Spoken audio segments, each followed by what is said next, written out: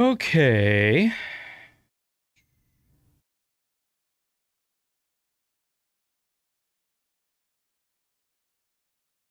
All right. Hello, everybody. Welcome back. As you can tell, we have a new webcam. It is leaps and bounds better than the previous one I had. So, um, webcam I have upgraded to is the Elgato Face Cam.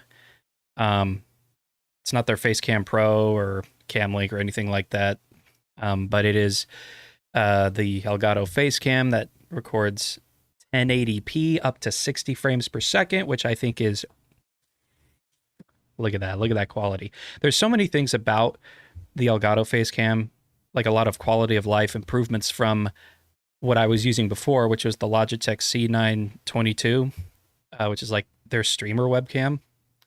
And um, one of the biggest things that I love is that the thing about the Logitech webcams is you a lot of the settings reset after you restart or shut down and turn on your computer, like things like sharpness, exposure, brightness, everything like that resets every time, like every time. um and it was just it to me, it just gave so much inconsistency in webcam quality. So it was just it was really it's something I just dealt with for the longest time while I had that webcam. I've had that webcam for a long time, and even for the longest time I was just like, it's not even really worth it. So I would just like have not very good quality webcam. But I got this webcam for my birthday. Actually, my birthday was on Monday, and it's been a busy week. I haven't streamed all week, but it's been busy. um but yeah, I had birthday dinner with the family on Thursday, and then I got the webcam for my birthday from my dad and stepmom, which is a great gift. And I came home, fiddled around with the settings, remembered that the whole I mean, I knew for a while that the Logitech webcams were like the one brand that was exclusive to needing to do settings every time you turned on your computer. And so since since this was Elgato, that's one thing I was really excited about. So I made sure to get all the settings absolutely perfect. I made sure the exposure and that the frame rate was good and everything, and sharpness was good. And I gotta say, this quality is incredible. This is the best I've ever looked on the internet. And I don't even really look that good, but I love it. I'm really impressed with it. And the fact that I can just turn on my computer, load up OBS, and just go without having to worry about it is just such a relief, such a good quality of life improvement. And so it's awesome. Elgato products are really good. I've been impressed with a lot of their stuff. Like, I've used their capture card for a long time, and that's always worked out really well. I just recently, as of, well, I guess Christmas, started using their microphone and their mic stand, and their like those two items are really really good, and I love those. And then webcam for my birthday, and so it's been great. It's been great. I've been loving it. So Elgato products are really good, really good. They're just really good for the quality. Now, there's a lot of things I've been like debating of as of recently, and one of those things was like, since I'm like streaming this on YouTube, so this might sound weird to people on YouTube, but I also like live stream this on Twitch as well, because I have like an audience on Twitch and friends who watch Twitch and everything. But we're in a really weird sort of streaming revolution here, in my opinion. There's a lot of things where Twitch has been making a lot of, I'll say it, really really bad decisions. Their whole the whole situation where they were like, as far as I know, it's still a thing, but where they're looking to disable people from including burned in advertisements. That is very hurtful to a lot of streamers and a lot of big streamers. Like, for example, one streamer I always watch, just even while I'm just live streaming, I'll watch them kind of in the background. It's Rafa, and they're part of Team Liquid. And, you know, being a part of Team Liquid, you're almost kind of like required to have some of these advertisements playing on the screen, like with Logitech and Jersey mics and all of that. This like type of Twitch policy hurts him, and it hurts Team Liquid, which is a big deal for Twitch because Team Liquid live streaming on Twitch does nothing but help Twitch. Doesn't hurt Twitch at all in any way. Like, it's just, I don't really quite understand their whole ordeal or reasoning behind it. And to me, that's just kind of like another step in the wrong direction. And for the longest time, I was like, man, Twitch is kind of doing some things where it's like, it's kind of questionable. Kind of, you know, maybe think about streaming somewhere else. You know, like with their whole pay split and oh, what's another thing they were doing? I honestly, the biggest thing was the pay split. But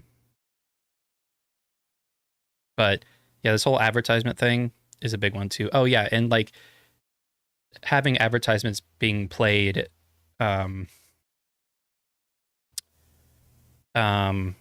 every so often, and like just bombarding viewers with advertisements is just big. It's like huge. And so you know, for the longest time I was like, oh well, I'll stream on YouTube for a little while. And so I streamed on YouTube for a bit. And then I was like in a Quake phase where I was just like, okay, well, Twitch is kind of the dominant platform for Quake. So if I'm going to play Quake, I'll stream it on Twitch. And then I was just like, okay, I don't really care. I'm just going to co-stream on Twitch and YouTube. Even if it like goes against affiliate status, I don't really care about my affiliate status all that much anymore because I'm not really looking to have streaming be a like a career. Like, it'd be nice, but at this point, if I want, like at this point, if there were some sort of like takeoff from streaming, it wouldn't be because I was affiliate or streaming on Twitch. It would be because of people coming to view all my other stuff, like from other platforms. And so the status just doesn't really affect me all that much. So I mean, they want to take away affiliate status because I'm co-streaming on both YouTube and Twitch. Whatever. I don't really care all that much. A lot of like bonuses will be taken away, but again, that just does nothing but hurt them. So I've also debated for a long time, like switching to Kick, because Kick is it's such a weird platform right now because I will say Kick is a very good like live streaming platform right now. They're doing good things. However, one thing that kind of like bugs me is the fact that it's still kind of affiliated with some controversial figures, mostly talking about Aiden Ross here, who I absolutely just hate. He's a total tool. And like he's an actual douchebag. And like he's just one of those kids that's has an opinion, isn't afraid to voice it. And, you know, they're not good opinions, man. Like, I don't know, I can dislike somebody for a certain opinion. But when they're like hateful or bigoted, that's where I have problems. That's where I have problems. And he is a hateful person. It's truly awful. and I just do not like him. So he's, he's associated with Kick because I believe he has ownership stake in it. And if Kick really wants to do better about that, they kind of need to distance Aiden Ross from their platform. But that's kind of hard to do when he has ownership stake in it. So I don't know. I haven't really made the jump yet, and maybe I'm just not really. Maybe I'm making a bigger deal out of it than I should. But I don't know. I'm thinking about it. I'm thinking about it is all. Or maybe I'll just stick to YouTube. Who knows? Even YouTube's pretty controversial in a lot of ways. So at this point, it's like, well, who is the better platform? So I don't know. We'll see. We will see. Either way, today we are going back to live streaming or modding.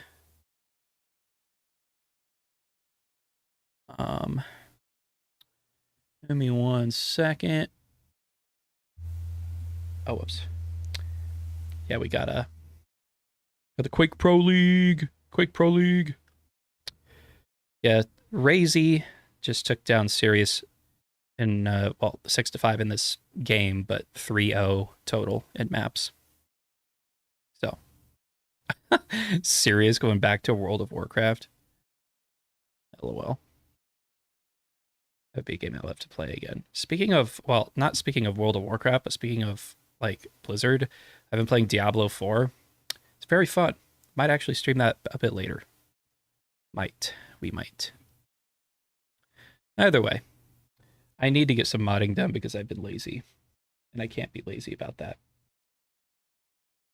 The second game was an 8-6 game in reality beyond that. So they were all incredibly close. Once again, Sirius pushing a top 3 player to the absolute wire. And on that last map, the reverse happened. He took that lead. He didn't get the full control, but then he just went quite passive. Didn't really know how to push his advantage too much. And that gave Crazy too much breathing room. So, there's still so many areas Sirius can learn on how to play at different stages of the game. And when he does, these close maps will start going in his favor. Yeah, I would absolutely agree, and I think other players will absolutely take note as everyone is watching everyone, because at the end of the day, as many have said right here during QPL, is that you're going to eventually have to play and beat everyone if you want to wear that belt, right? So no doubt about it, really great performance coming out from Sirius. I think for Razy, it's sort of what we expected, but I do walk away from this match a little, probably more impressed overall with Sirius, just because since coming into the league, he really has kind of come into his own. I'm not sure where that would put him if he's still like in the 11-12, but we'll have to see what happens here in the final weeks. He's still got a couple of pretty tough opponents ahead.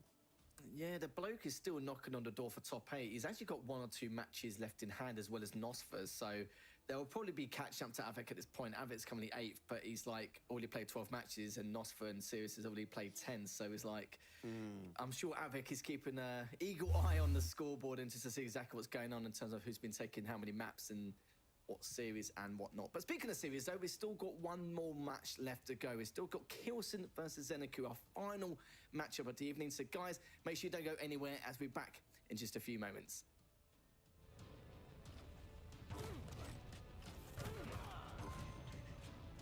This one's going to be tough.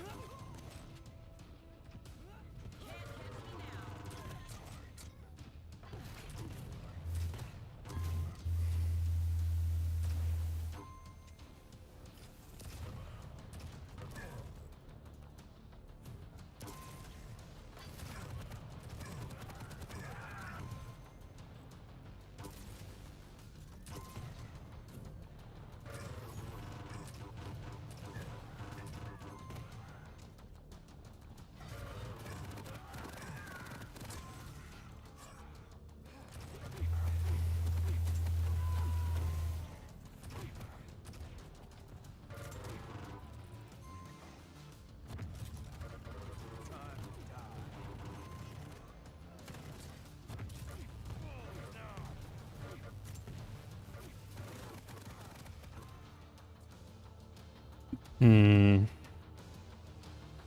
not really sure what I want to do here.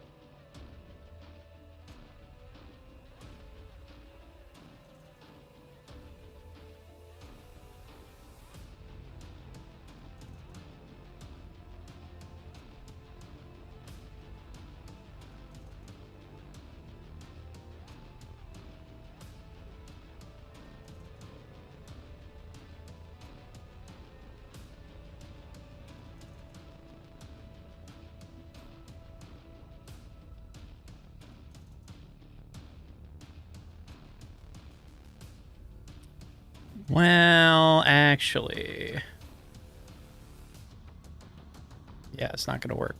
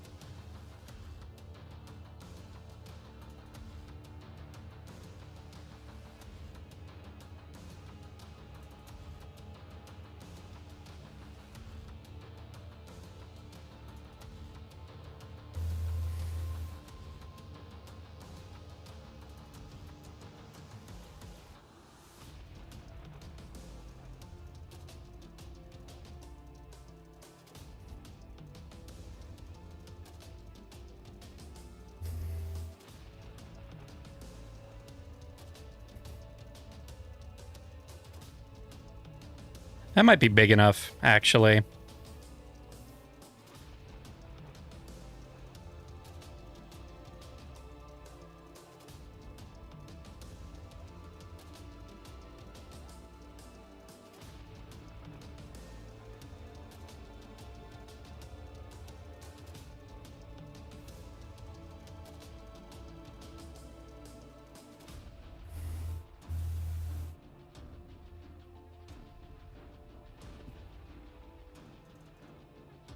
Yeah, it's a pretty big area.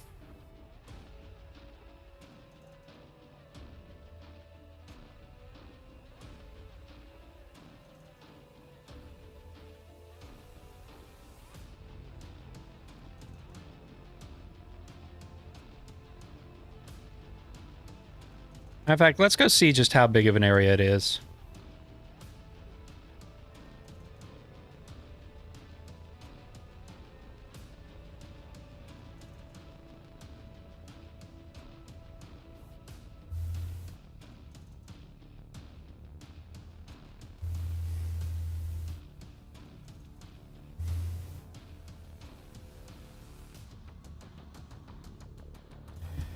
Kilson Zeneku. That'll be a good game.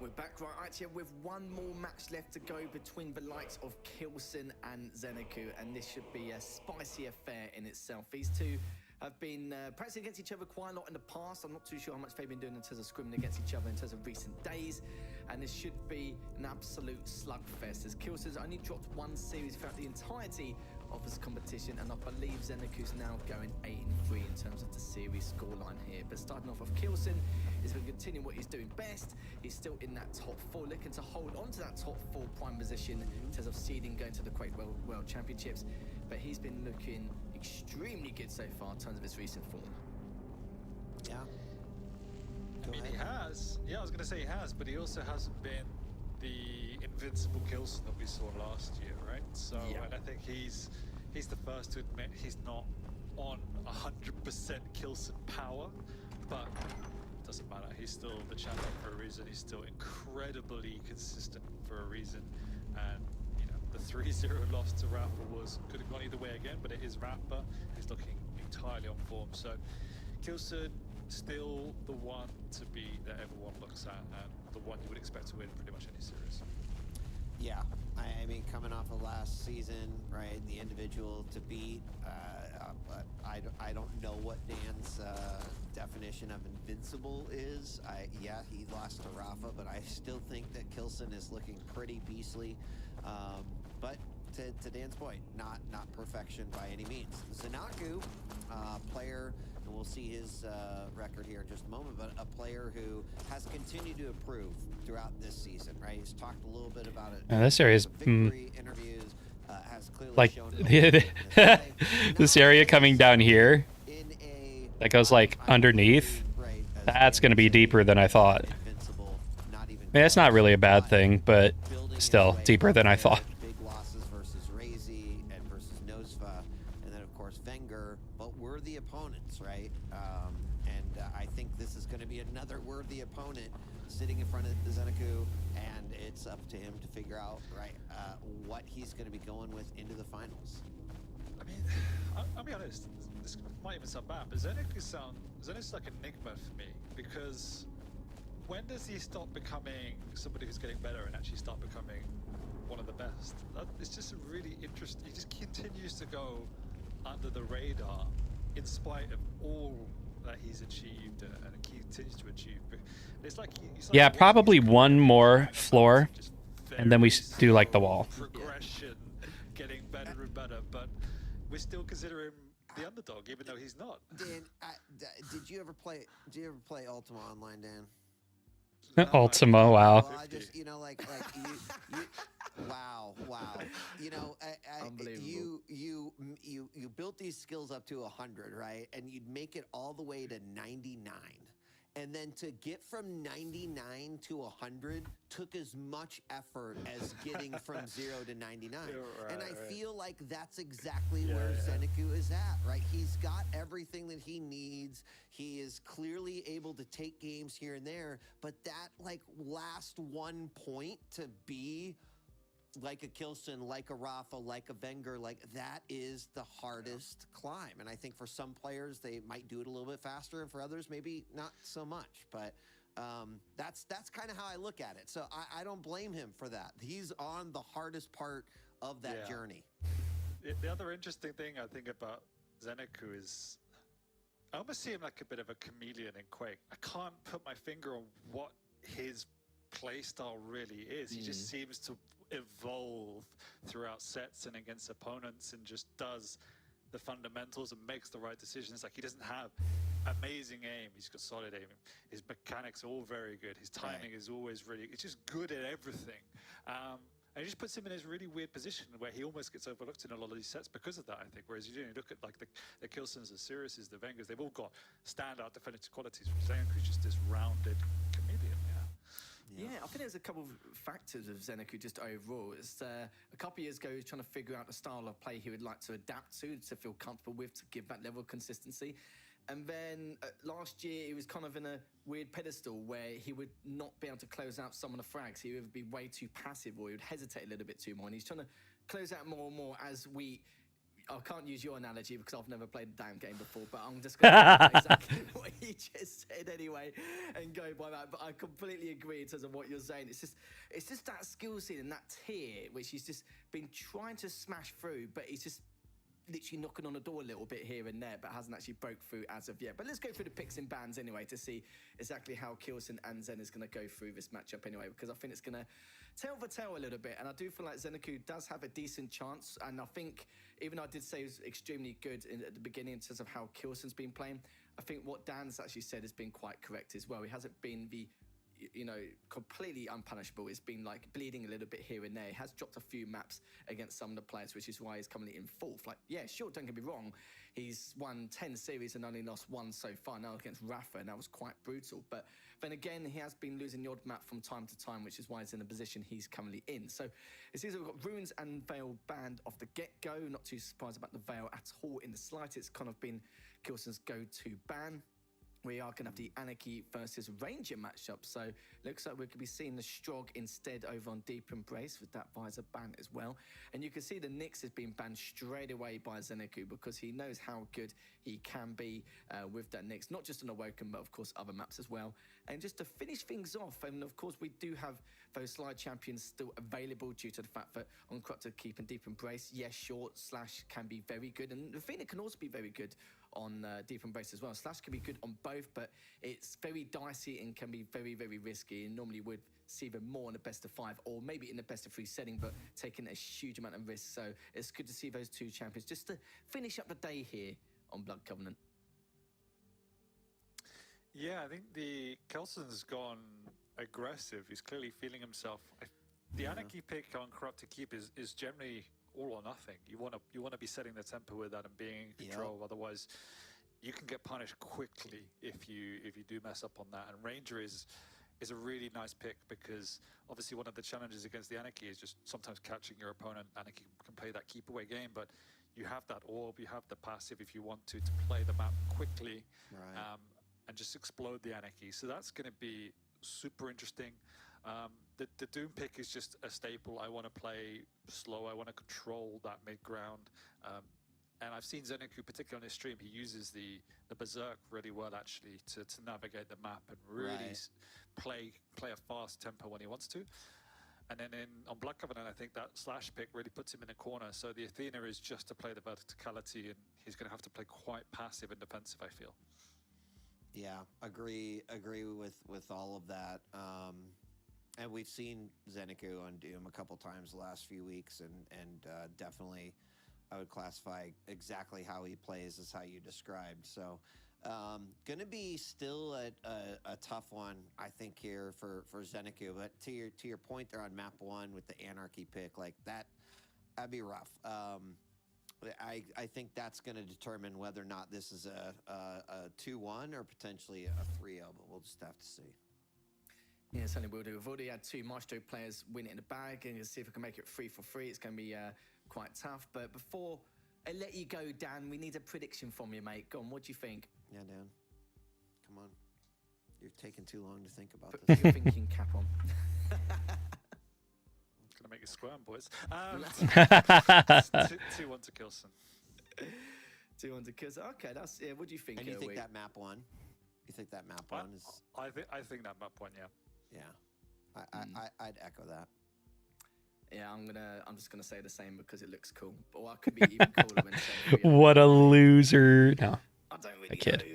I think that one's gonna be a bit of a doozy, but I'm still going to 2-1 as well. But Dan, we'll see you in a little bit. I know I've been annoying you for the whole day, so I'm gonna give you a half an hour break before I annoy you again. So I'll let you crack on in a little bit. Go get yourself a brew or something. I will. Thank you, boys. That's all right, mate. No worries, no worries. But I'm here to annoy you now, Wheat. So That's all good. It's all good. Let's annoy together.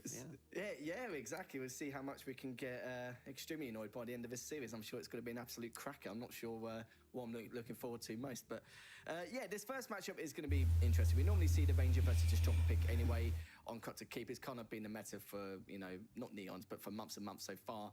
And the fact that the Anarchy's been picked straight outright, it's going to be a little bit of a doozy to see how things are going to go this time around, because the Anarchy can be pretty damn difficult on cut to keep, depending on who you're playing against. Yeah, I think that'll be tough. Do you know that every time Dan leaves, he puts down his headphones and they go right into his microphone, and then you can just hear it, and then I have to mute him within the anyway.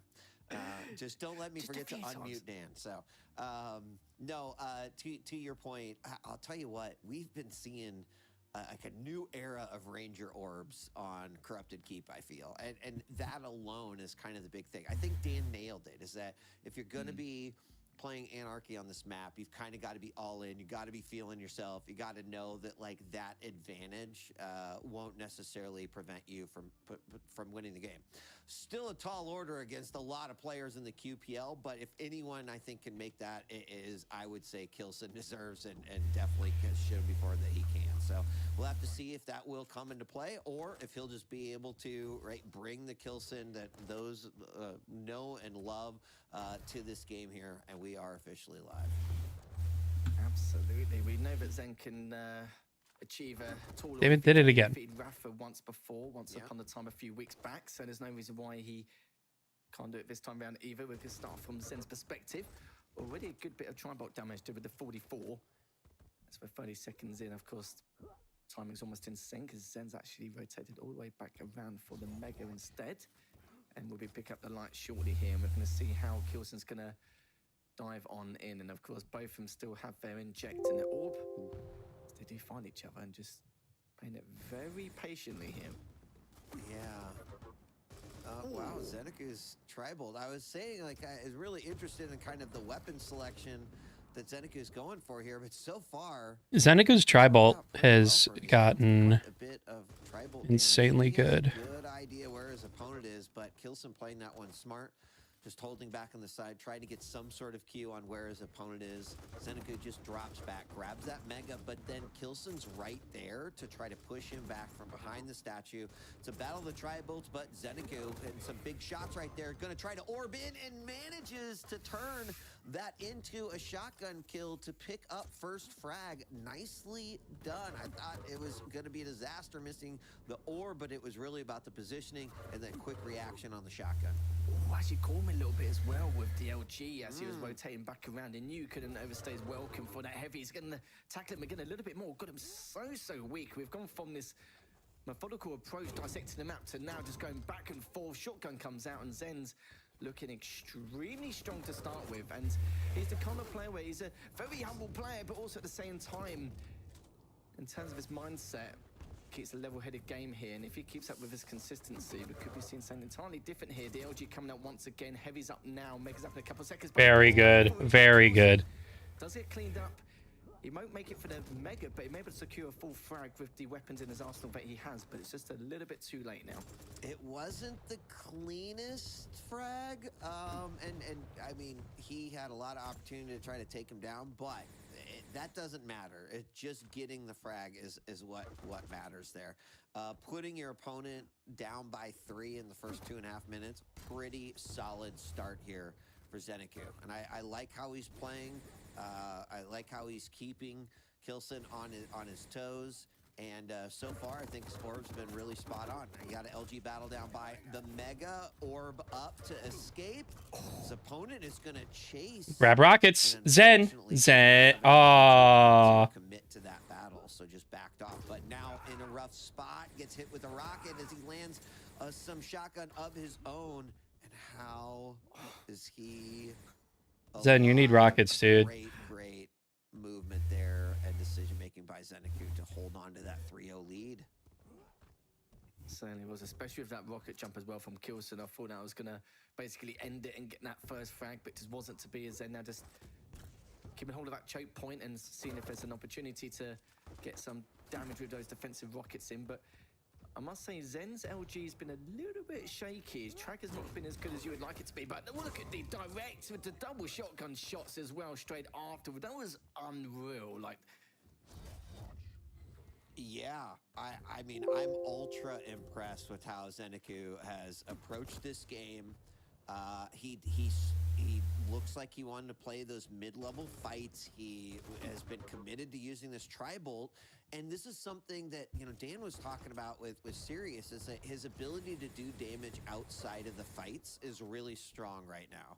And that's helping him to potentially win those big fights and why he's sitting on a 4-0 lead right now. So those tribal hits, some of that damage he's been doing LG-wise, it has been really, really great. Setting up another. Why is it? Oh my gosh, that fucking rotation.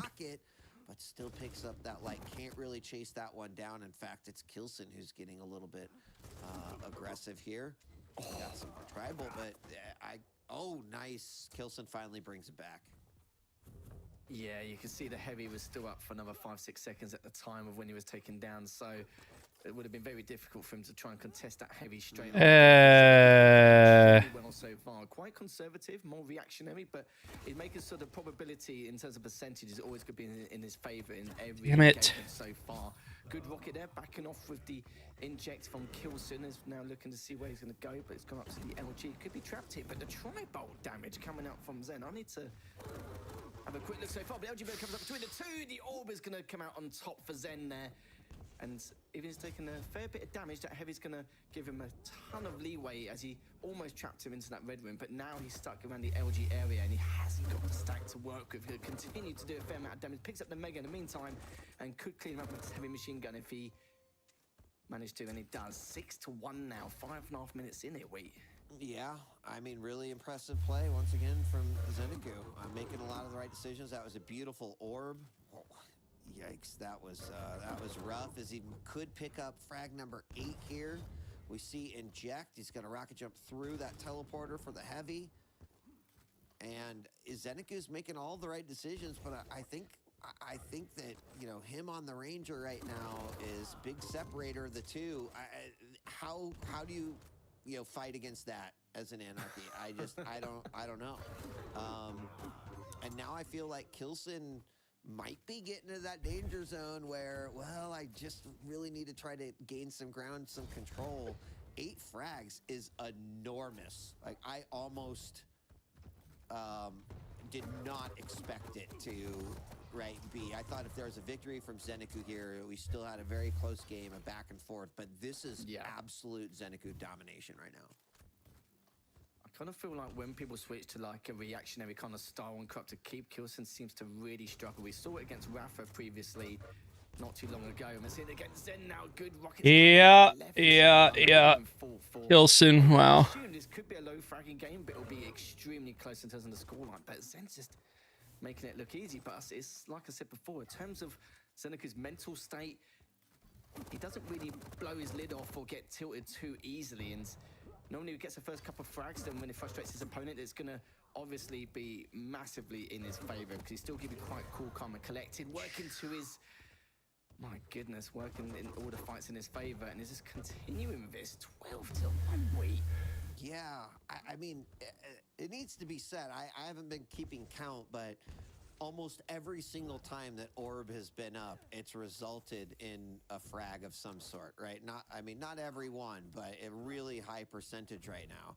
And so Zeniku is, doing his best to play against Kilson, but I think more importantly, really playing to his own champ the way that he needed to on this map. I mean, with when you know, you're sitting there with 2 minutes left on the clock, you're down by 11. There's not much. We see some typing happening, which is probably an indicator that don't feel like I can bring this one back. And what a mighty victory for Zeniku. Yeah, I completely understand that. 12-1. I'm just looking at damage as well. 1,267 more damage. And in terms of item pickups, it was 21 for Zen at the time, 11 for Kilson. It was just really tough. And you can see that Zen, majority of the time, especially with some of these frags, he was setting up these traps, and the traps he was creating would be successful, and he would have so much stack left over, and he could just bring it on to the next fight or pin him on spawn straight afterwards. We didn't see him pin him on spawn too much, but he would at least had the information required in order to just go, right, it's bare, I know what to do, I've got my plan of action. So it wasn't really much creativity, it's just more creating these traps consistently. And let's be honest, still weak. Like, once you've fallen for 1, 2, 5 traps, you just think, for God's sake, right, I've had enough now. And I think Kilson is literally just standing in those hourglasses, You've got to, like, then take that risk, and it's either going to work out and maybe you climb back, or it's not. You know, I don't discredit or have any issue with kind of the early stop a couple minutes in. That was going to be unwinnable at that point. But I do think at the point that we saw Kilson kind of going in, he was just looking for a chance. Did I do enough damage? Can I get this frag? Can I start to bring this back? Sometimes it doesn't work that way in Quake, but the big now question and thoughts are this momentum that, right, I think Zeniku takes out of this game and carries into game 2, where Kilson just needs an absolute reset. So we're going into Deep Embrace next. We're going to have, right, more, a little bit more chaos happening, but Kilson on the Strogg and Zeniku on the Doom. Kind of some movements on both sides, but will Kilson feel more comfortable? We'll have to wait and see. Yeah, that's going to be my question as well, and how much did they use the verticality of that map, see how much they could do in terms of damage and unreturned damage with that atomic control as well, and how they're going to try and pursue some of these items. It's not a match that we normally witness with the Strogg and the Doom. We've seen it in quite a bit for here and there on Deep Embrace. The Strogg is in from time to time as well, but we've seen them often go up against each other in this kind of format as well. But I was expecting just a lot more. I'm not too sure why I was expecting a lot more. I think it's because with how Zen plays, normally I'm cut to keep it. We keep it like a little bit of a low fragging game and then play to his advantages. But I think the problem was that Kilson was pushing in so often, trying to make something happen after a period of time here and there, but it was just feeding some of these frags, which is a little bit unfortunate. And having the shotgun out every single time and hitting 180, 90 like for the majority of it just makes matters worse, and it's a real kick in the teeth. But Zen read him very well as well. Like, that was a good example of that last clip of him catching him as he was going for that heavy, where he could have easily let him go for that and then recover after picking up the heavy. And as you can see, as I rightly mentioned, 1,267 more damage and 27 items. I think it was a little bit less than that. I think it was just about 22, 23 at the time, but it don't matter. It don't matter.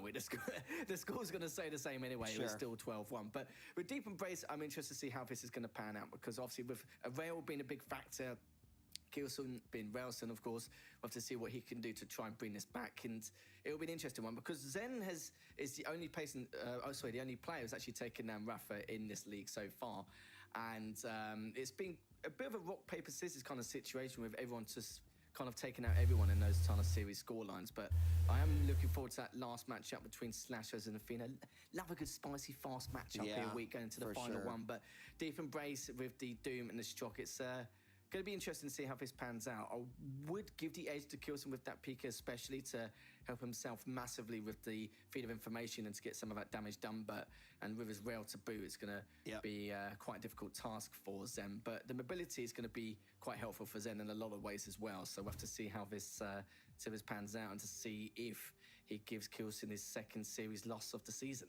Yeah, I mean, coming off of that game 1, the interesting thing about the second map being Deep Embrace is that you typically don't see slow play to start it off, right? So, I mean, kind of going from the chaos of game 1 really issued by Zeneku on Corrupted Keep, and now right into Deep Embrace. There's not really much room to slow down. Not to say that we haven't seen slow play at the beginning of Deep Embrace, but if I was Zeneku, the adrenaline's kind of flowing right now, wanting to keep that pace, really ride with that momentum. I kind of give him a little bit of favor going into this one, right? So the opening 2 minutes, I think, will be incredibly important for Kilson, and sort of like trying to slow that down and set his own pace. The other thing I just got to say, like checking in a few weeks ago, Zeneku was playing on default skins. We made predictions based off of the skins that the players were using. Zeneku went to Twitter and said, I'm going to work on my skin game. You need to sort your life out. It's all about the skins, mate. Like, if you're not using your default skins, what are you doing? Like, it's awful. So anyway, unbelievable. It's like Zeneku changes skins up and goes 112 versus Kilson. Something to think about. I'm seeing a pattern here. Maybe we shouldn't really talk about the strategies of these maps and what we could see. It's just all about the skins, isn't it? So it's just smashing through all these battle passes. Sometimes you just don't know how to make predictions, Lethal, and so you just got to make it a fashion show. And in this case, Zeneku right now is winning the fashion show. He came dressed to the nines. Let's go. Game 2. Yeah, he's looking pretty groovy on the server now, isn't he? So that's probably why he is winning 12-1, and he's probably going to take this one.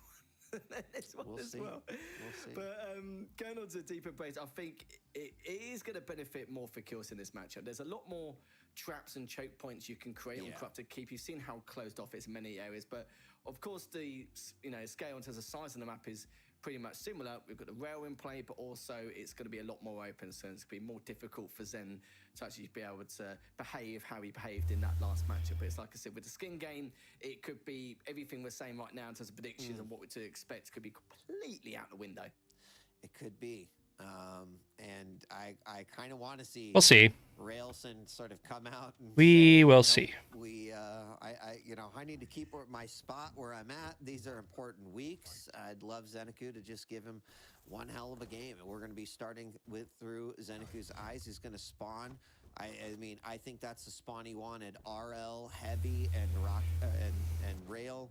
That is where he wants to be to start. Now, Kilson has to get his hands on that rail. Already seeing a rocket rail combo. Nice tri-bolt from Kilson. But how is this first frag going to play out? Yeah, this is going to be the next question, isn't it? Some good damage from Zen, but retaliation from Kilson was almost as good. He's picked up the Mega, heavy's up. The info he needs. I think he's just waiting to see how much he can delay this fall, but the problem is Kilson's in position to hear that heavy pickup. Anyway, oh no! No way. God. I could say now, Zen must have been sweating on that one pillar, that one spot, because I didn't know that bit even existed. But the fact, if he survived that, Kilson would have a great stack to work with, and then he wouldn't have had of course, Zen would have had the weapons in his arsenal straight afterwards, so he could have made it back-to-back frags. That was absolutely, I'll just chuck it in the top 10 anyway. Go on. Lethal, when you almost die like that, do you think your actual life flashes before your eyes, or like your Quake life? Nah, my actual life. Your I feel actual like life. I am Yeah, one with the character, and I'm just, that's it. Yeah. I'm screwed. Yeah.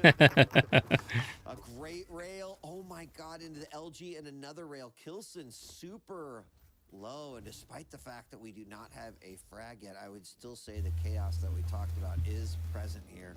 Zeneku gonna bust that berserk out yet again. Oh, Wow. First frag gonna go to Zeneku.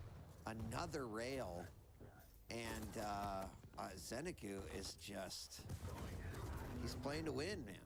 Nice. Yeah, his damage distribution has just been ridiculous. He's been at such a disadvantage, but somehow being able to make it work and taking a leaf out of Rafa's book in some ways with a shoddy as well. We've seen a lot of shoddy action today, funny enough. Yeah, we hitting have. that first rail from Kilson, hitting the second. Go on, Miles will make it free at this point. No, People he's like, not going to be able this to weapon's have the good. ankle. It is. It is. It has been for many years. Oh, and great direct Zeniku. Oh, Wow. down on that one, and Kilson now up by 1 as he sneaks a rocket through that crack in the bridge.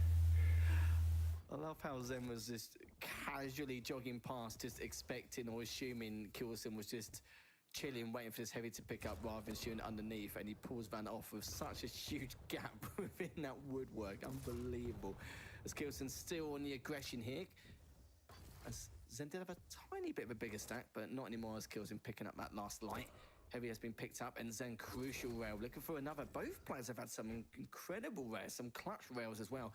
77% for Kilson and 50% for Zen. But I feel like Zen has been a bit more important, but it comes in with the LG. But even picking up that Mega is not going to help in any way, shape, or form, apart from distributing a bit more damage. Now we're all tied up here, wait. Yeah, big frag for Zeniku as far as I'm concerned. I was actually just about to say, you know, if Kilson were to make this 3-1, like how would he change his game a little bit? But now we're tied back up 2-2. Players still taking this one in what I would consider a somewhat slow pace here for Deep Embrace, despite the fact that we're seeing a lot of shots and a lot of hits. Zeniku with 2 rails. He half jumps, fakes up the jump pad. Oh my gosh, even gets caught. And there is going to be a trade, but Zeniku immediately with that berserk and trying to get into position. Didn't really get much out of that. But that was probably the best case scenario in that situation with the reset to 2 frags.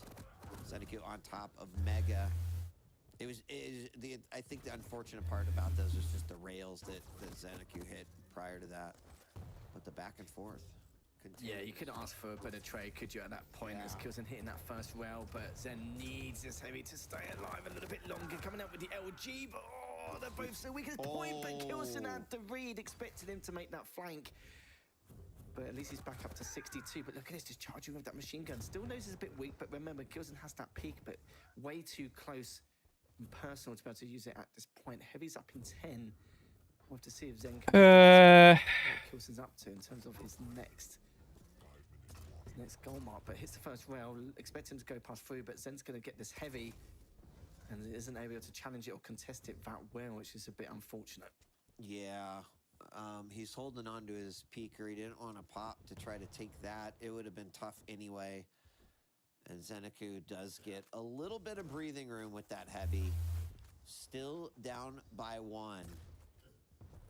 And Kilson is not really been able to commit to kind of owning a portion of the map. Like, he's stayed very mobile. Rockets exchange from atop and below. Kilson eats a rail, very, very low. He stays for the second rail. Peaker comes out, but Zeniku through the murder hole at the LG, and we're tied again. It's madness, isn't it? It's been very back and forth. I think Kilson knew he was going to get cleaned up anyway with the mobility that Zen has, so he's just like, okay, let's try and fit in another rail to see what we can do. Using that berserk, still charging in with the LG. And the accuracy from Zen has been so good this matchup alone. Picks up the heavy, got a massive stack. And Kilson now looking to see what he could do in a moment. Hasn't really got an LG in hand either, and he's running out of rocket ammo, trying to catch you with the rail, but he's actually retaliated with a rail of his own, and has still got 3 minutes and 40 left on the clock. Mega is up, using that peak. It gets a fair amount of damage out of it, mind you, and hits him with the mid-air rail and picks up the Mega straight afterwards. That is nuts. That was so good. I'm Sweet. really surprised that Zeniku was actually able to sneak up behind Kilson prior to that. And look at this. Look at this momentum that Zeniku has brought from game 1 into game 2. Kilson really having some difficulty asking himself, what is different? What am I doing wrong? Peaker really has not been much help. Zeniku now up by 3 as he just continues to dominate Deep Embrace here. Another Damn, he's hitting really good rails. 2 for 2, 60% for Kilson, but now 59 for Zen, and he's been railed again. He's going to try and get the trade if he can. Aww. Still manages to stay alive with about 10 HP, and then hits him with that first shot. So Wow. Zeneku. Zeneku's on fire, dude. Zen is just looking phenomenal at the moment. Yeah. I don't know what to say. It's so impressive. Now we do have Zeneku very, very low, but once again, like really using the full kit of Doom in a way that I don't think I've seen other players really use. You know, a lot of times your Doom is like, okay, here's my little bit of mobility, but a lot of times your special ability just kind of stays off cooldown. And Zeneku is the exact opposite here. It's a part of what his strategy and what he's bringing to the table. And Kilson's just really having a hard time, despite the fact that he is doing the damage, he's putting the hurt on, but even in this situation, can't really do much. Being in rail, ooh. Dang. And Kilson has 90 seconds to try to find 5 frags. I don't know if he can. I don't think he can. I think Kilson lost his series. It's huge. But it's not relevant anymore, so it's just wasted a little bit more time. And Zen, this is important for him. Even if he gets taken down here, just wasting the odd 5, 7, 10 seconds, it's going to add up eventually. And saying that, though, it's actually managed to get away. Oh, all that damage as well, and just cleans him up with a shot. He knows that he's going to spawn. And that TP isn't going to go for that rail, but look at at least burn that heavy, which he has done. Maybe get cleaned up here, considering what we've just seen so far. He has the Pika, hits that first rail, gone straight for the Mega, steals it away. And look at this, though. Kilson is on the hunt, and he's just literally knows that it's just all-out aggression here if he wants to try and bring us back. Unbelievable. I mean, I'm just so impressed with how Zeneku has approached this game. And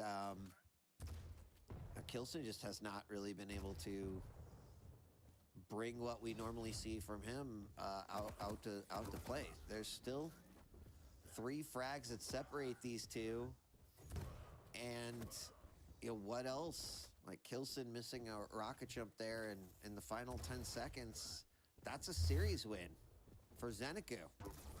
That is a series win, and I said it before that he's defeated Rafa once a few weeks ago, and there's a topple to a couple of other players, and it looks like Kilson's going to be added to the list here. So 2-0 in favour of Zen here in this series. I don't know if there's any predictions. I don't think there are, but I think after today, I don't think anyone wants to make any predictions. So we've done you a favour, chat. So it's all right. You can thank us later. But yeah, my goodness, this version of Zen we've seen today. More of that, please.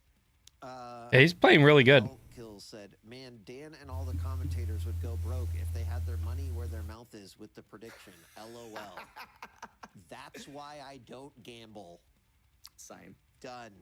But if they were virtual points, if they were my Quake points, you're right. That might have actually happened. I think that Zeneku, most would say, has surprised us in these 2 games, except for those super hardcore loyalists that are like, nope, you're all idiots. You should have known that this was going to be the result. But when you look at Kilson on paper, how he's performed this season, we've talked about like that final skill point that Zeneku has been grinding to try to, reach championship level. And I got to ask myself, maybe this is a question for Dan, but after this, would you say that Zeneku is there, right? Would you say that he has reached Grandmaster, taking out 2 incredible players this season now? Makes you wonder, doesn't it? Like, there was always one particular thing lacking in each game, and it always used to be something different. But now he's got all the pieces to the puzzle, and he's got his aim skill to back that up. Like, it's incredible, like, the difference we've seen so far. And it does mean that I believe Maestro are now 3 for 3 today, so that's absolutely incredible stuff from them. But I didn't expect it to occur so early. Like, the fact we've got 12-1 on the first map, 9-5 on Deep Embrace, and I'm loving this last one between the Slash and the Athena. But to make it a 3-0, why not? But do you know what I'm always questioning myself with? Is the fact that how would have things turned if Zen actually fell off at the very beginning? Of that second map, I almost forgot, actually. Yeah, there's an alternate universe where Zeniku's desk is broken, and it just didn't work out for him. But that is not this universe that we are in right now, Lethal. That was. We still have another game, so don't go anywhere. Yeah. But that was such an impressive victory overall. What we saw in game one, really solid. Like the orb usage, phenomenal. What we saw in game two is going to have a lot of people considering whether or not they should be trying out Doom on Deep Embrace, and maybe even right. Doom has always been amazing on Deep Embrace. Are you kidding? We've got Kilson on a Slash and Zenico on the Athena. So we're in a situation where I feel like, based off of champs. Okay, for now, I mean, I'm sure there's more patches that need to be done on these walls, but for now, they look okay. Series of 3-0 sweep. I think his stock just went up for QuakeCon for sure.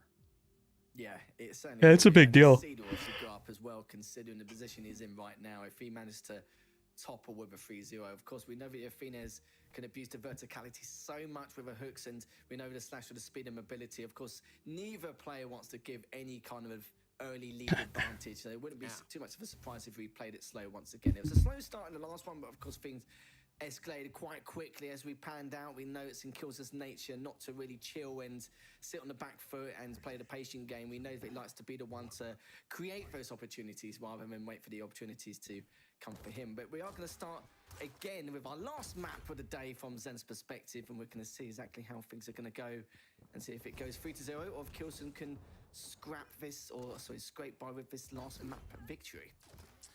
Yeah, I'm really curious, as we've got a speedy battle ahead of us here.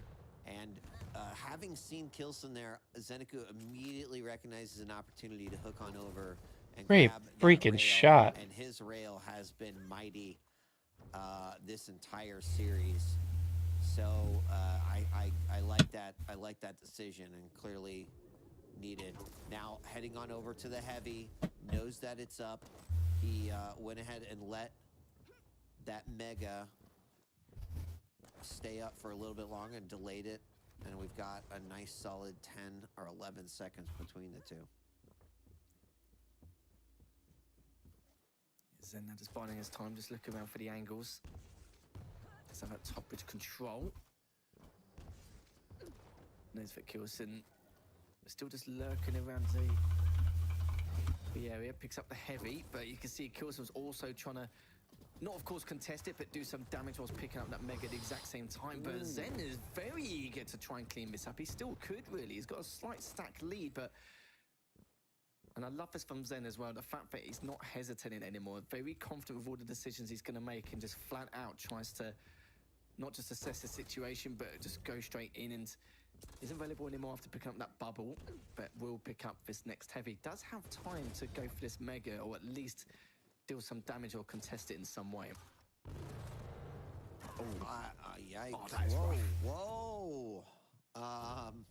I love what you said about a lack of hesitation. Now, that lack of hesitation could also get you into situations like that where suddenly you're in the middle of a trail, you find yourself having to rearm and stack back up, and then there's a shotgun waiting. So Kilson is going to pick up that first frag, but not without some pretty great control from Zeniku coming off of the beginning of this game. 2.5 minutes into this one, and still very, very low scoring.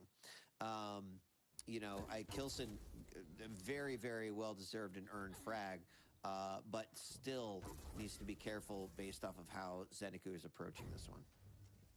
Certainly does. There's 55% rail accuracy for Zen so far. Just needs to continue to keep that up and hit hard onto that slash. Oh my god, the damage from that last tri-bolt wouldn't surprise me. Yeah, he's going to go straight forward here to try and equalise the scoreline. I don't think he expects him to come so quickly off the mark. Great stuff there from Zen. And now he's looking to try and get a spawn frag if he can. He is down below. He's got the position, he's got the weapons in his arsenal, but he's also trying to make sure he can get the mega at the same time. He just barely gets away. You can see there, heavy's up in the next 10 seconds as Kilson still manages to continue with this lead. He could have made it free, but Just one of those situations, sadly. Doesn't get to the heavy in time, but Zen's trying to keep him back with a lot of damage with the LG. I didn't think Zenagu was going to be able to get to that heavy and contest, but that was nicely done. Kilson now sitting on that Mega. 2 frag lead. It's a comfortable lead, but can't get out the drinks and the beach towels quite yet. Need to stay on top of this one as much as it possibly can. Heavy's going to be back up yet again. Kilson at least trying to find a position, maybe get an exit frag there. Finds him down below. Great rail as Zenaku strafes through the room. And 6 minutes left on this clock. Things have slowed down just a little bit, Lethal.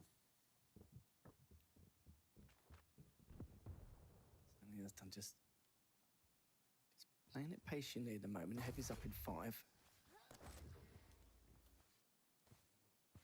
TP's back through, going back around once again. Knows that Meg's not going to be up for a while, so trying to get some chip damage in the meantime whilst Zen has this huge stack. A little bit of damage with the tri-belt, but not enough to continue the contention of this Mega, but at least he'll have another position to try and grasp from. But that rail's not going to do him any favours, kills him, backs away.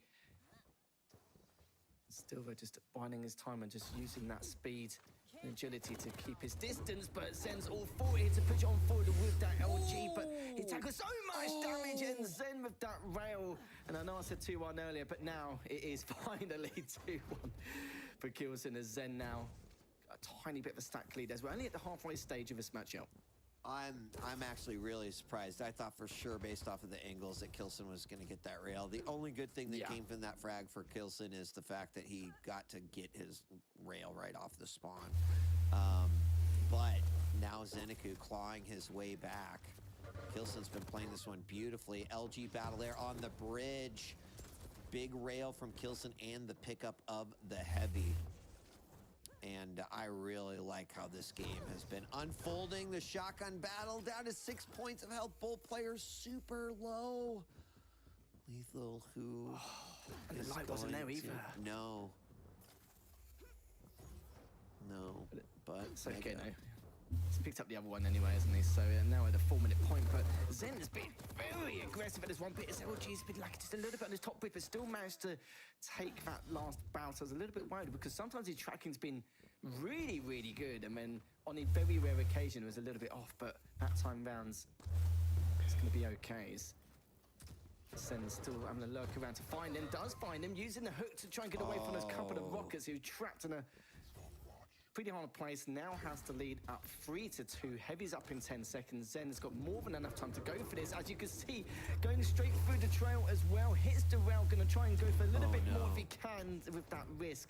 Not going to happen, but he's going to get this heavyweight, and I worry for Kilson now. Yeah, I do too, right? I mean, only down by 1, that's really... But Kilson just has no stack. He's playing from behind in this particular situation.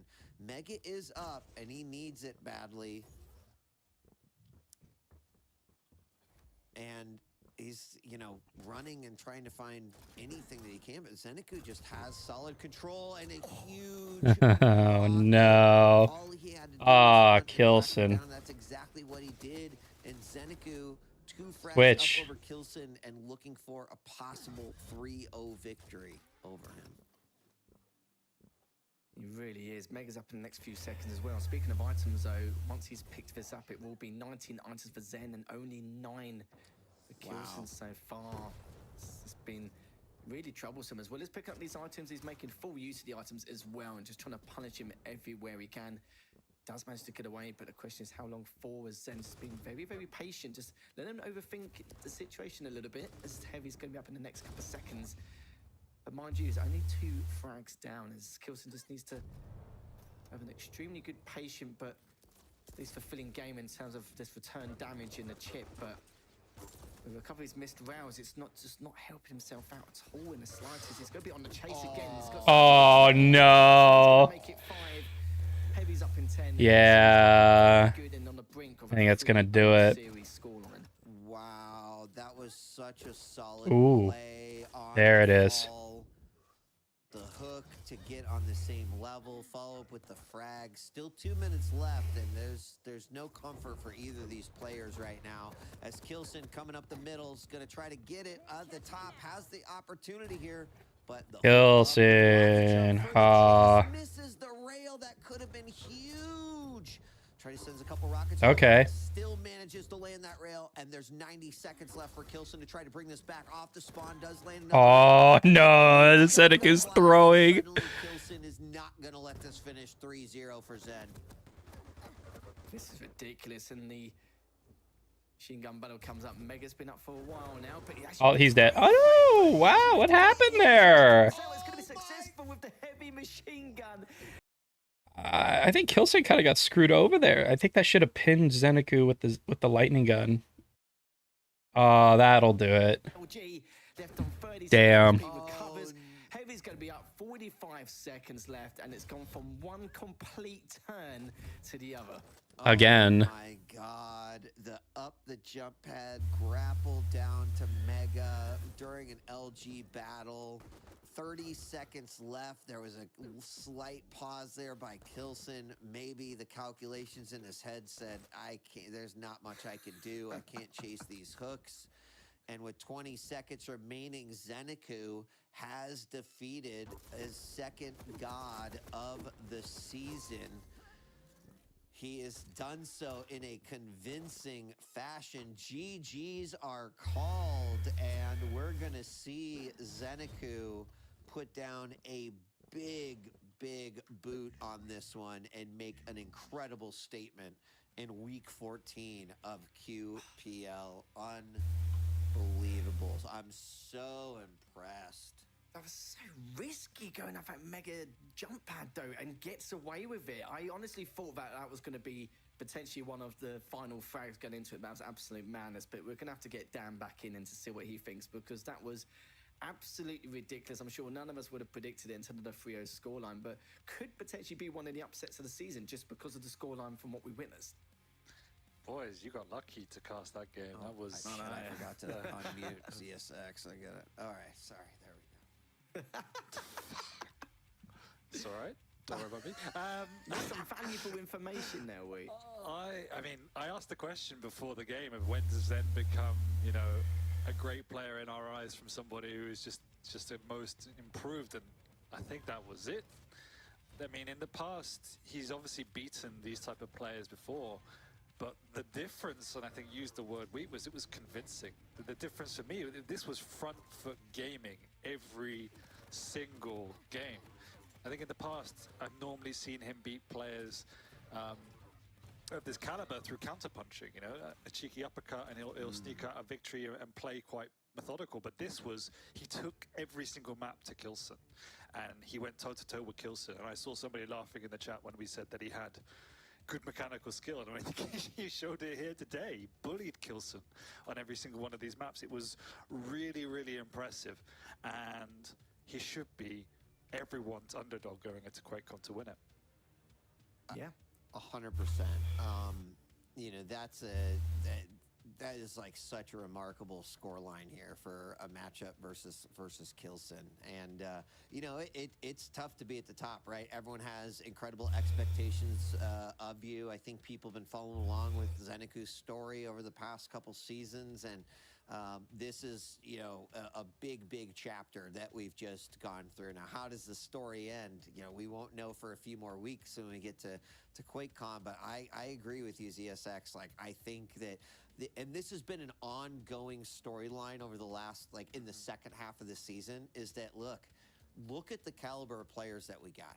Can anyone actually predict who is going to come out on top at QuakeCon? And the answer is no. It's impossible. But that means that we're going to have one of the most explosive finals that we've probably had the last couple of years, because there's so much uncertainty around who could possibly take it all.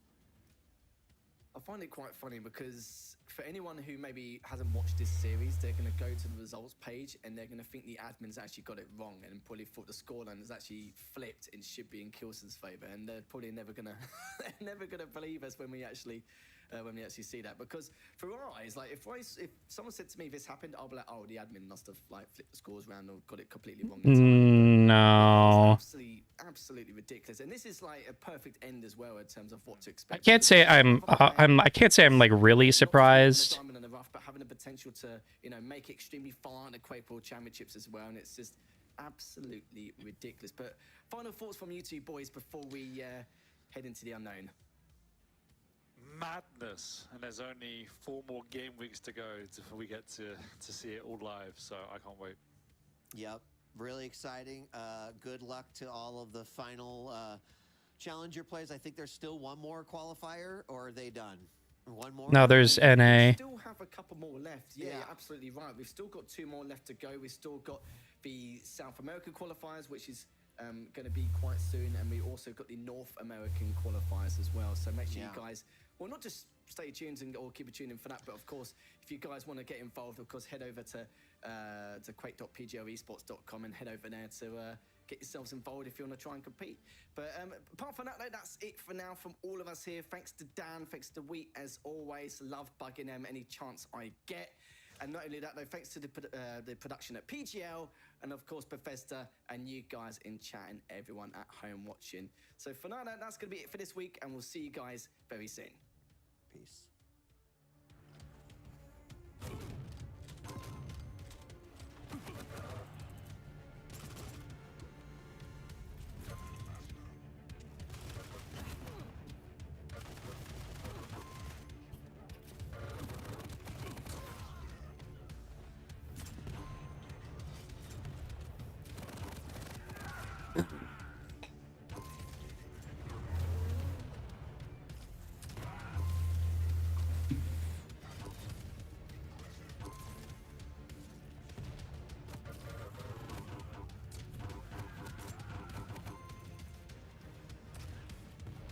It's a really big deal. I'm really surprised.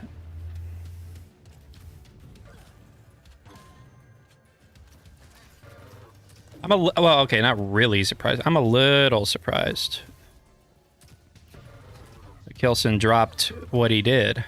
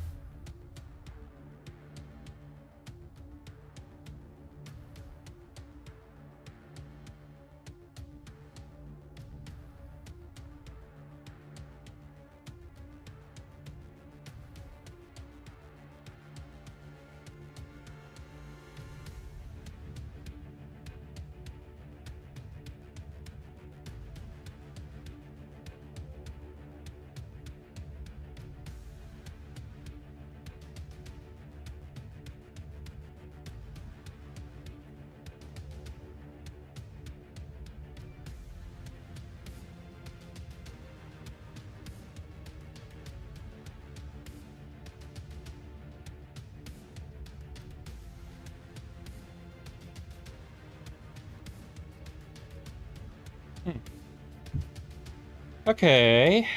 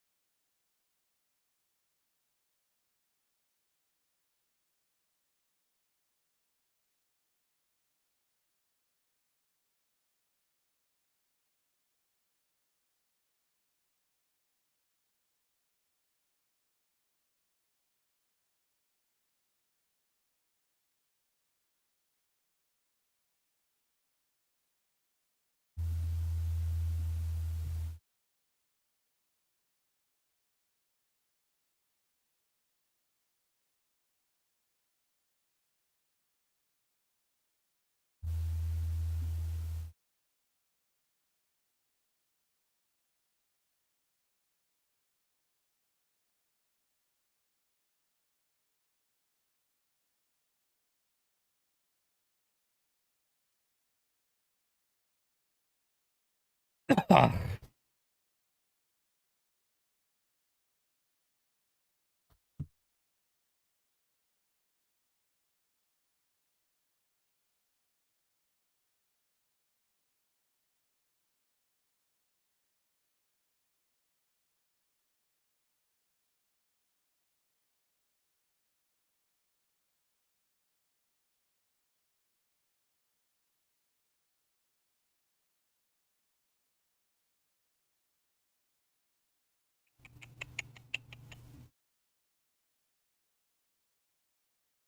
guess our next thing's going to be on YouTube.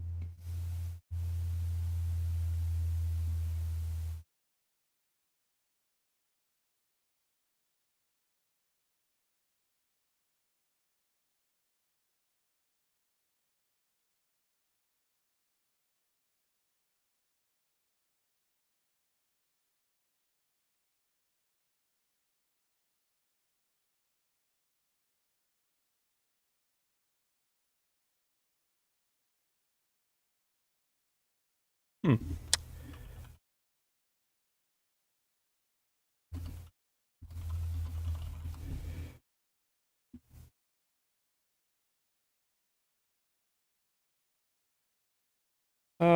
Where is April Fools?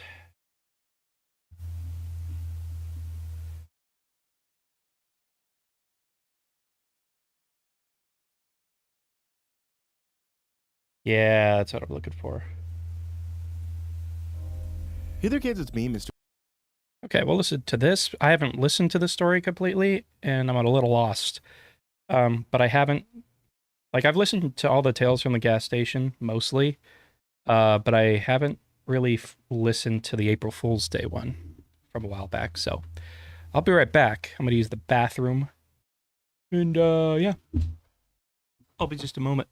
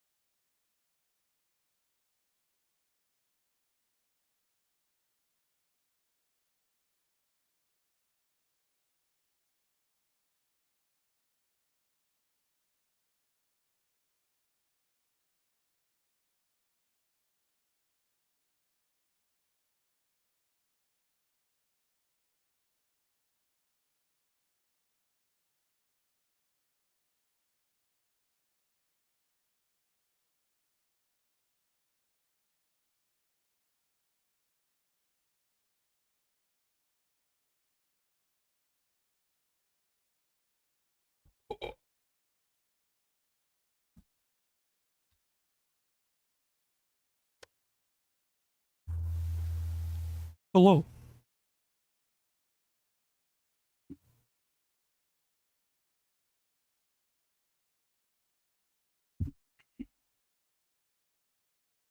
Mr. Creepy Pasta, and before we get started on tonight's story, I'm going to let you know about tonight's author, which you all know already. I'm almost certain you all know tonight's author. Jack Townsend is the author of Tales from the Gas Station, and Tales from the Gas Station's Volume 1 through 4, as well as Bedside Manor, are available now on Amazon. And before anyone asks in the comments, yes, I have gotten back to work on the audiobook for Volume 4 after my incredibly long time of health issues and life issues and everything like that. But I'm getting up. I'm catching up. I'm doing all that stuff, and it will be out soon, TM.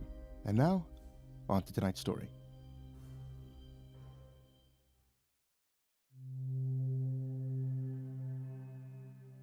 March 31st, 11:45 p.m.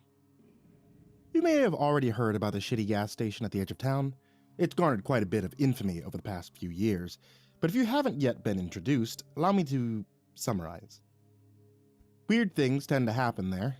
Some of it can be explained away, natural weather phenomenons, fumes from the local chemical plant, playing tricks on the mind, bored townies burdened with too much time, alcohol, and drugs. Some other things, though, simply defy explanation. Perhaps the frequency of incidents has something to do with the fact that the business is always open. Barring a few incidents where the building needed to close its doors for foundational repairs after the odd earthquake, sinkhole, or shootout, the business is otherwise operational 24 hours a day, 7 days a week, and every day of the year. That includes holidays, yes, even the minor ones, even though, as one employee continuously argues, it sure would be nice to take a day off every April 1st. There's enough shenanigans to worry about without a whole day dedicated to the manufacturing of new ones. Not that it was ever expected to be effective, but there is a sign taped to the wall behind the cash register that very clearly states, "No pranks allowed." It goes up every March 31st and stays up, usually until someone removes it, steals it, or, in one case, sets it on fire. If you couldn't already guess, April Fool's Day is my least favorite holiday. Oh, come on. If I didn't have a job to do, I'd be far away from the people, Thank drowning you. my post-traumatic stress with something strong enough to kill the memories for at least another year. But duty calls, so here I am, sitting behind the cash register at the gas station and waiting to see what nonsense today has in store. At least I've got this journal to keep me occupied. April 1st, 12:20 a.m. Well, that didn't take long. Here it is, barely scratching the surface of our annual day of mischief, and things have already gone stupid. It started just before midnight with a customer wandering the store, wearing an outfit made entirely of cardboard boxes and packing tape. To be honest, it was a decently impressive example of Ritalin abuse ingenuity. Ritalin ingenuity? The arms and legs were made from the long, skinny packages used to mail posters. The chest and feet were a bit more square, giving him a poor Voltron vibe. His helmet was pulled up on his head like a hat. Not sure if it was just a courtesy to show his face or if the eye holes weren't big enough for him to see what he was shopping for. Or maybe he just really wanted to share his COVID with me. He was open-mouthed wet coughing all over the aisles, after all. Eventually, he found what he was looking for, a bottle of bleach, and brought it up to the counter. While I waited for his card to run, the man calmly opened the bottle and took a sip right in front of me. As I handed him his receipt, he squinted at my name tag and said, "Thank you, Jack.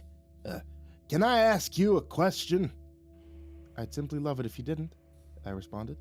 "Would you, off the top of your head, know how much postage it would take to mail a package to the White House, like, say, 200 pounds, give or take?"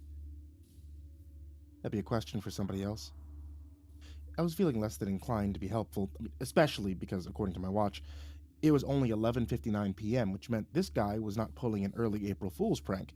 He was just the normal, everyday kind of crazy. That's when the clock struck 12, and everything changed. The lights flickered off. The sound of dull chimes filled the room one after the other. The front door slammed open, and a deep fog rolled in. The crazy boxman sipped his bleach and stared out at the darkness until the chiming came to a stop. A dozen chimes in total. And then he walked into the store, dragging long chains behind him, arms stretched out as he moaned like a zombie that had just stubbed its toe. "Damn it, Jerry!" I yelled. "We had a truce. No more April Fool's Day pranks. Who's this clown? Asked Boxman. That's Jerry, I explained, my roommate. It really says a lot when you're able to make the bleach-drinking madman raise an eyebrow and call you a clown. But if anyone can make such an impression, it's Jerry. Oh, he moaned as he shuffled towards us, stopping momentarily to pick up his chains and rattle them in the air. You're really coming to the bit this year, aren't you? At this point, Boxman excused himself and scooted out the door into the soupy cloud of fog. I am not the one they call Jerry. More chain rattling for emphasis. All right. Fine, I'll bite, I said. Who are you then? I am the great Hakshu, god of mischief. Hakshu? Gesundheit. Jerry, I said as I rubbed my eyes. You told me you couldn't work today because you tested positive for COVID, which means that you either lied in order to put together this elaborate ruse after I specifically asked you not to, or you were telling the truth and you just exposed me to your cooties. Either way, I'm pissed. Not Jerry, Hakshu. The great Hakshu, he corrected, suddenly losing his spooky accent. Please don't forget my title. Go home, I said, before I kick your ass. A frown crept across his face. Who are you? He asked. I came for the one they call Jack. You are not him. I lost the thread here. What's the joke even supposed to be? Are you like a ghost or something? Where did that fog come from? Is that stuff safe to breathe? Where's Jack? He asked, dropping his chains and crossing his arms stubbornly. Are you serious right now? I asked. I mean, I honestly can't tell if you're joking or not. We've known each other for how many years? He shook his head. We've never met. Because you're not Jerry, right? You're the ghost Hakshu, god of mischief. That's correct. I decided it was time to play along. Okay, your majesty. If you are the god of mischief, then why do you look like my roommate? I am only allowed to speak to Jack. I am Jack, I shouted, maybe a bit too loudly. Oh, really? He took a pair of glasses out of his front pants pocket and put them on his face. With a judgmental look, he let it along, then added after a pregnant pause. You don't look anything like I was expecting. Thought you'd be taller. Well, I am sitting down. Do you have any identification? That depends. Do you have a god of mischief warrant? I suddenly realized how silly it was to even try and defend myself. Now hang on a second. If you are the god of mischief, a god of mischief, not the god of mischief, little g. Oh, mischievous and humble? Not a common combination. Okay. So if you are a god of mischief, then why do you look like my roommate? I come to you in a form that you can more comfortably comprehend.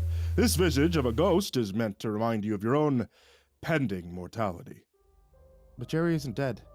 I mean, he had to be resuscitated one time after nearly drowning in a koi pond, but I don't know if that counts. I'll be perfectly honest with you, Jack. There weren't that many good options. We looked at all the possible dead people from your past, and apparently almost all of them tried to, kill you at some point. We spirits try not to take the form of someone that would send you running for the hills. So were you a spirit or a god? Don't overthink it. Okay. Let's say I believe you. Why are you visiting me? It's come to our attention that you do not understand the true importance of the season. You've lost your way and need to be reminded why this holiday matters. How did it come to your attention? We saw it on your blog. He gestured at the laptop open on my counter. Believe it or not, most of the deities in the cosmic finite singularity are followers of your blog. Really? Yeah, we think that shit's hilarious. Thanks. He raised his hands dramatically. A bolt of lightning cracked loudly outside the building. Thunder reverberated around the room as he screamed in an inhuman voice, Enough philosophizing! At this point, much to my surprise, he began floating into the air, the chains around him hovering like tentacles behind his body, and his eyes turned pale white. Jack, hear my words! Okay.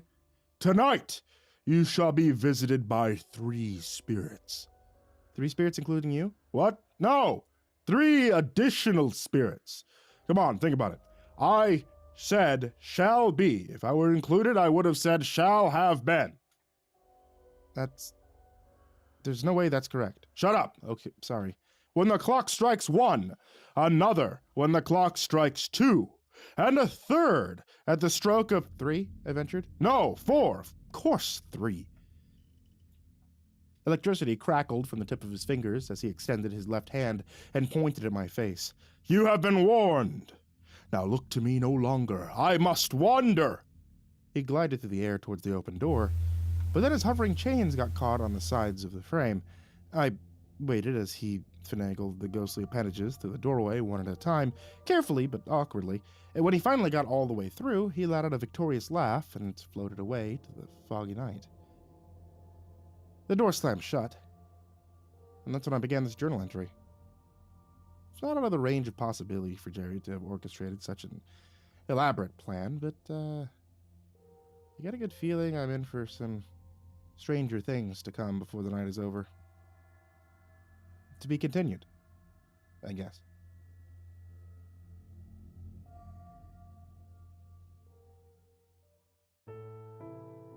Hey there kids, it's me, Mr. Creepypasta, and I want to tell you thanks so much for watching tonight's video or listening to tonight's episode of the podcast if you happen to be listening to this as a podcast or as a YouTube or however else you managed to have found this story for tonight.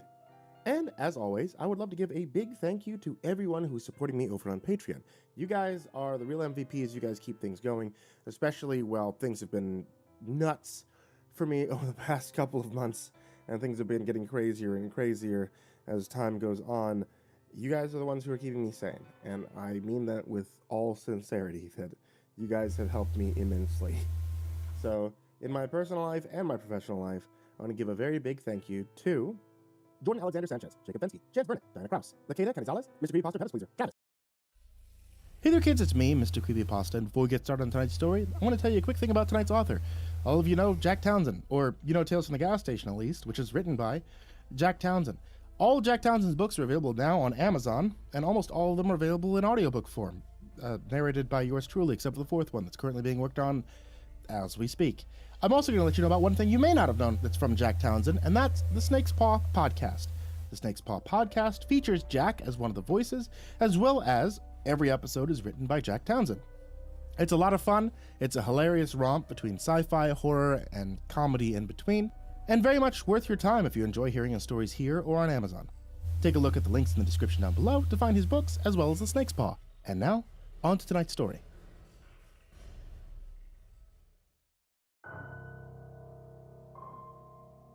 April 1st, 1:45 a.m. Holy crap, this is nuts. Okay, try and stay with me here. I've only got like 15 minutes before the next spirit shows up, and I really want to get this all down before it's too late. So, just like the spirit, or God, or whatever it was, said, at 1 in the morning, I got a special visitor at the gas station. Now, this one didn't appear in a cloud of fog. There was no crack of lightning or flickering lights. On the hour, I heard the same noise, the mysterious chime. Just once this time, 1 in the morning. It came in the form of an aura, a blindingly white light. If it was outside, you could probably notice it from orbit, but it was contained here in the gas station, and it was coming entirely from the bathroom. I could only see the radiance of it poking out from the space between the door, but I could feel the brightness, like it was burning a piece of my soul. I'm sure if I looked directly at it, my eyes would have burned out of my sockets. It was only there for a few seconds, then I heard the toilet flush, and the light was no more. When the door to the bathroom opened, I was not prepared for who I was about to see. The man, the spirit who emerged, looked young. He was clean-shaven with red hair on top. He wore a tan overcoat on top of a black half turtleneck. When he saw me, he smirked. Rick Astley? I asked, barely able to contain my surprise. What? No, he said. I'm the spirit of April Fool's past. Long past?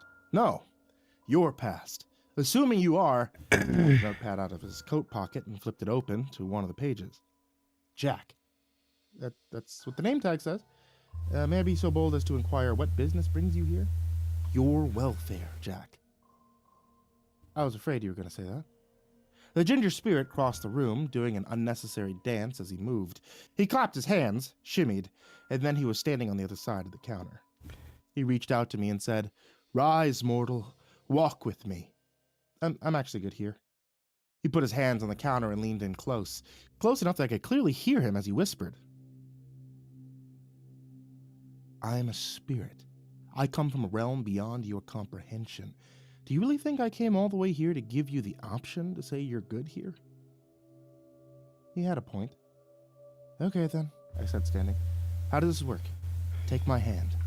We're going on a little adventure to another time and place.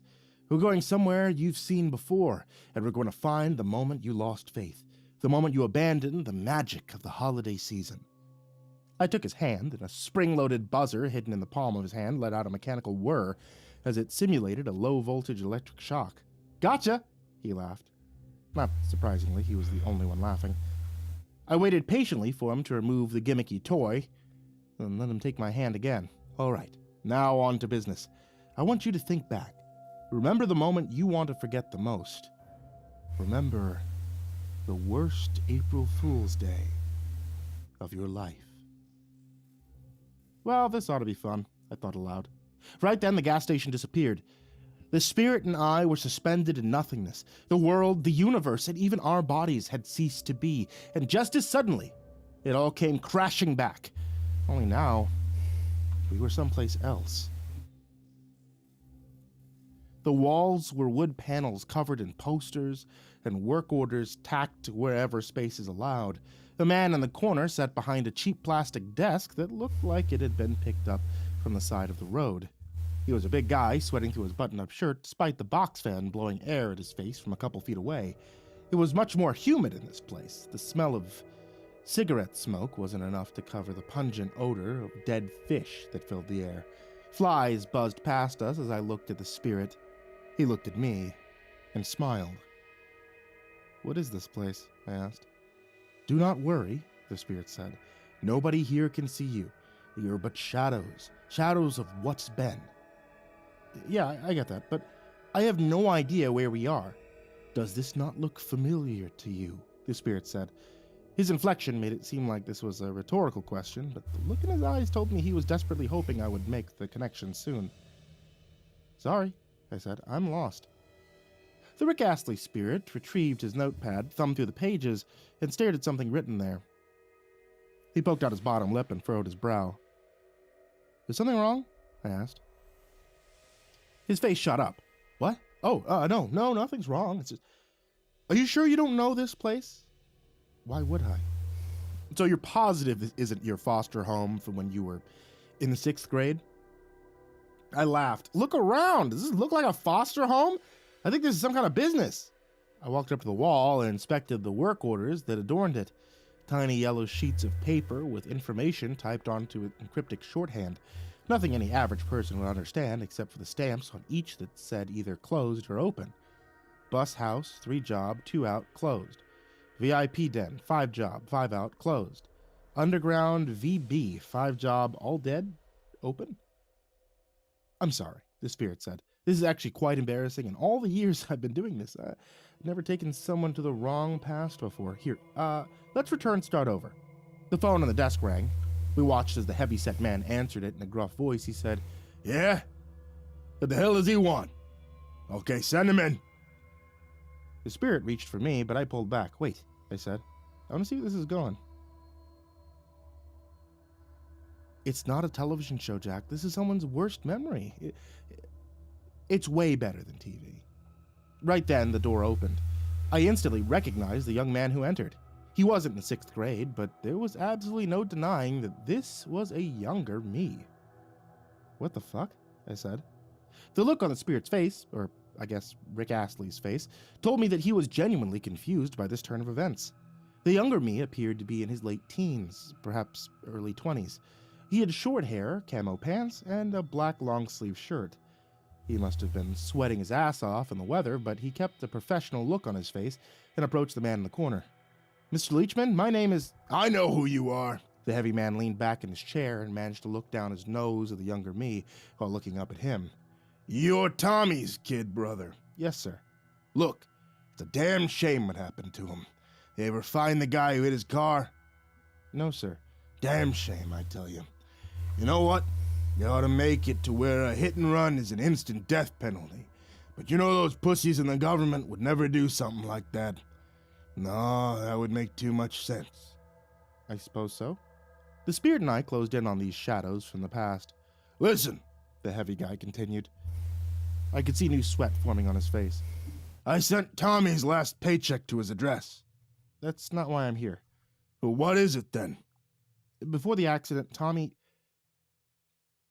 He told me he might be able to get me a job, and...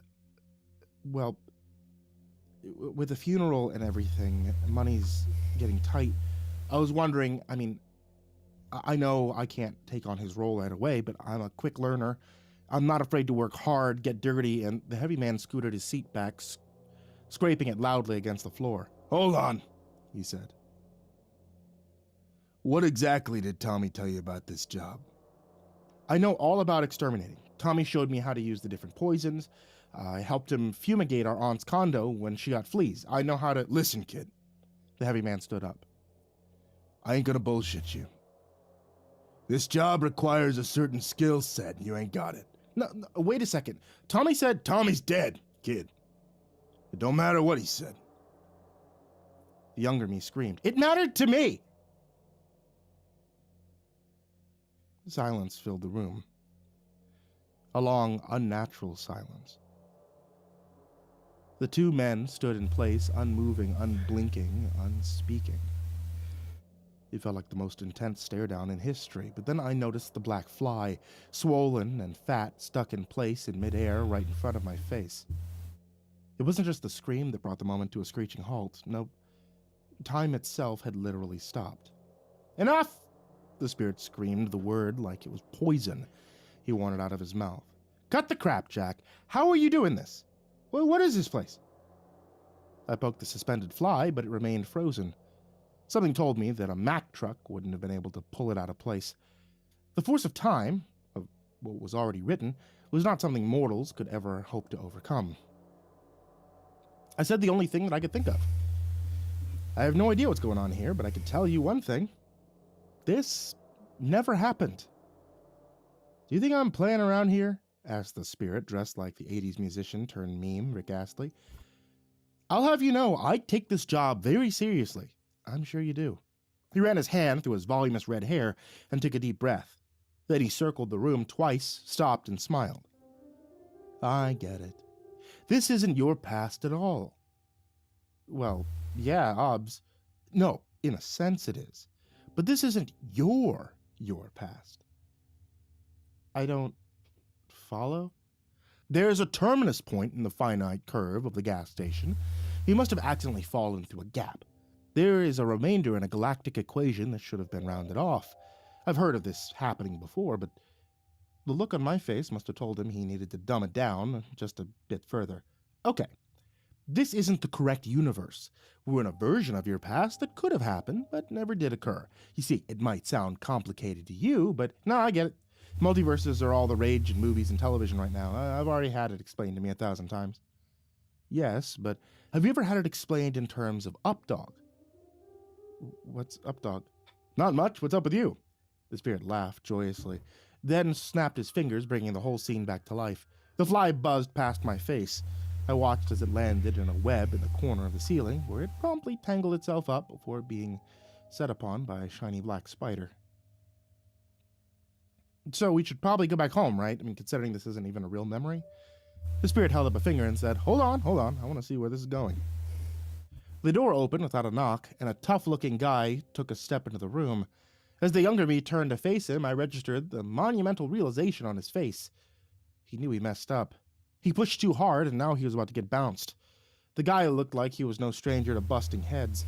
Scars on his hands and face, ears misshapen like he had a history of amateur boxing, hands on his sides and clenched into fists, and a deep-set scowl that looked I like did not the mean to do only that. face he was capable of making. It's okay, Bruno, the heavy-set man said calmly. Our guest here was just about to leave.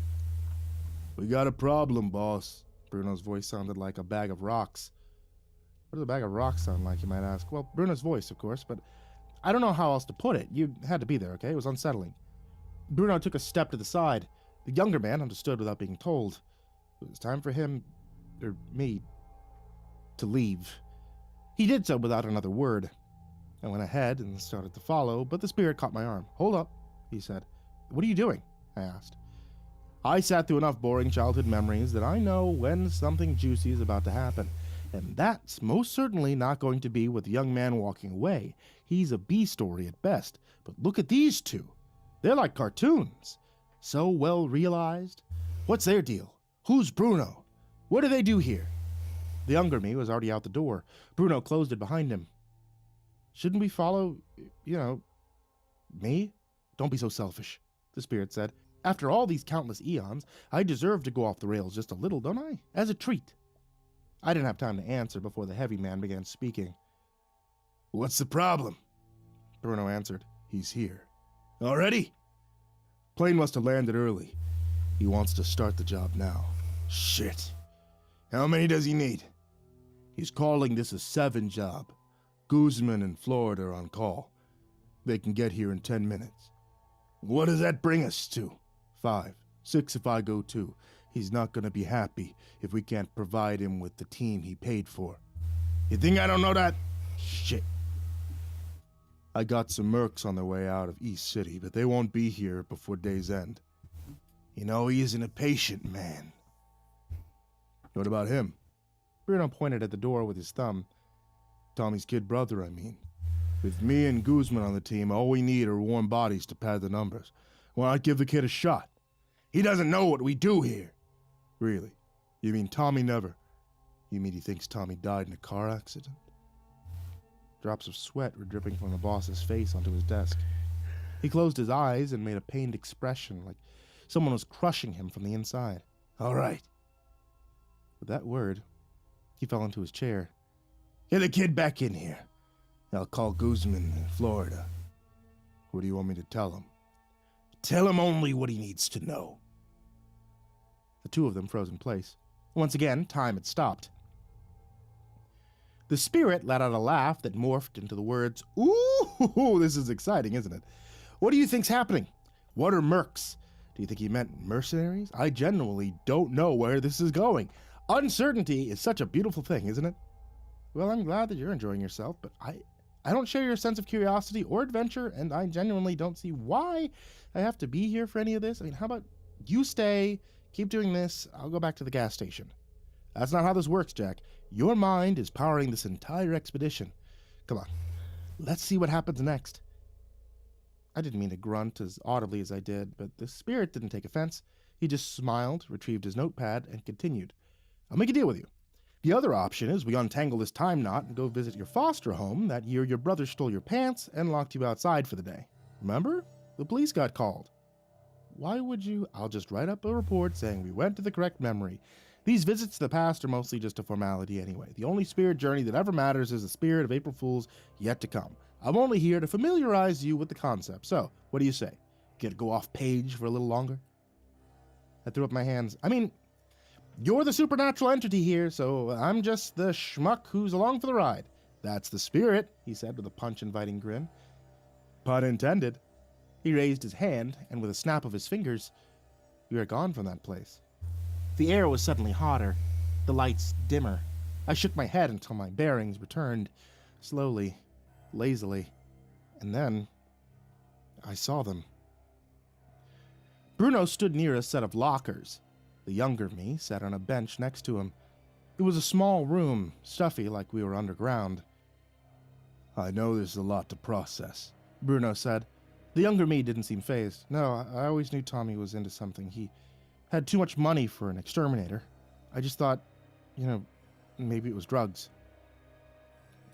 Bruno opened a locker and began pulling out gear, tactical boots, Kevlar vest, ammo pouch. These were his, he said. They should fit close enough for one job. Impress the big guy, we'll bring you back for the next one. Who is he? Listen, kid.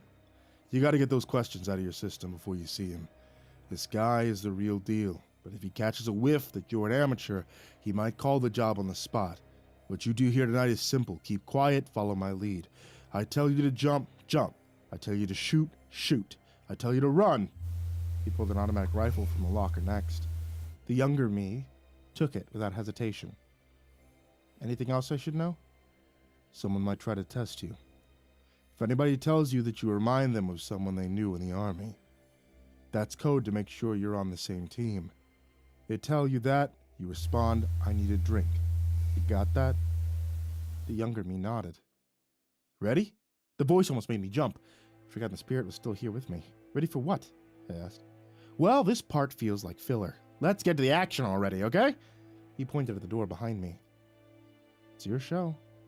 He reached for the handle, and despite his early proclamation that these were merely shadows of things that once were, he succeeded in interacting with it. It turned, the door swung open, he stepped through, and I followed. Now on the other side, we were transported to a different time and place, neither very far from the previous time or place. We were outside now. Mosquitoes buzzed in the humid air as the sun set behind a cloudy horizon. There were 6 men lined up, standing at attention, near a black SUV. Bruno took one end, the younger me on the other. They were all armed to the teeth.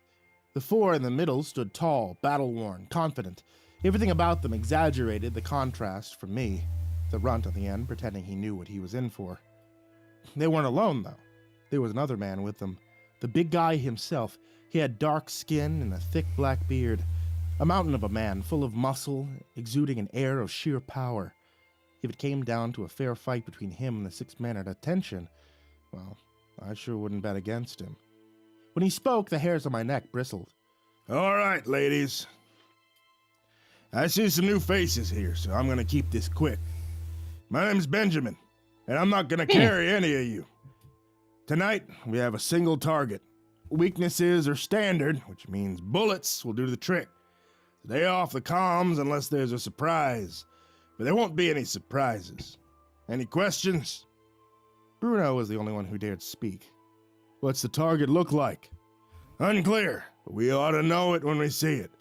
At last report, it took the appearance of a human. Park ranger named Preston Creekbaum. 6'2", brown hair, medium build. But that was over 12 hours ago, so the target will not look like that anymore. Any more questions? There were none. At least, none spoken. Good. Load up. The screen froze in time. What the fuck is happening? The spirit asked. There was far less excitement in his voice this time around. This thread, it continues for a while. How is that possible? A pocket reality like this should have fallen apart after a few minutes, but the story goes on and on. I could see a long road out in front of us, but it shouldn't be possible. For an interdimensional cosmic spirit, he sure sounded rattled by the unknown. Kind of ironic, really, when you think about it. So, what now? I asked. The spirit checked its watch. We're actually running out of time. How could we possibly be running out of time? I only got an hour with you. I need to finish this up before the spirit of April Fool's present gets his turn. And that guy gets pissed when he has to wait. That only raises further questions. Do you mind if we step on the gas a little bit in the story? I shrugged. He smiled. Good. Fast forward mode activated, and do me a favor, keep your eyes open for a hammer for. What's a hammer for? I asked. Driving nails. He laughed obnoxiously. With a snap of his fingers, we were transported to a clearing in the middle of a tangled forest. The mercs were gathered in a circle around a bloated corpse in a ranger's uniform. Hey, that's the guy, right? One of the men said. Stop! Screamed Benjamin as he ran towards the group. Get away from it before...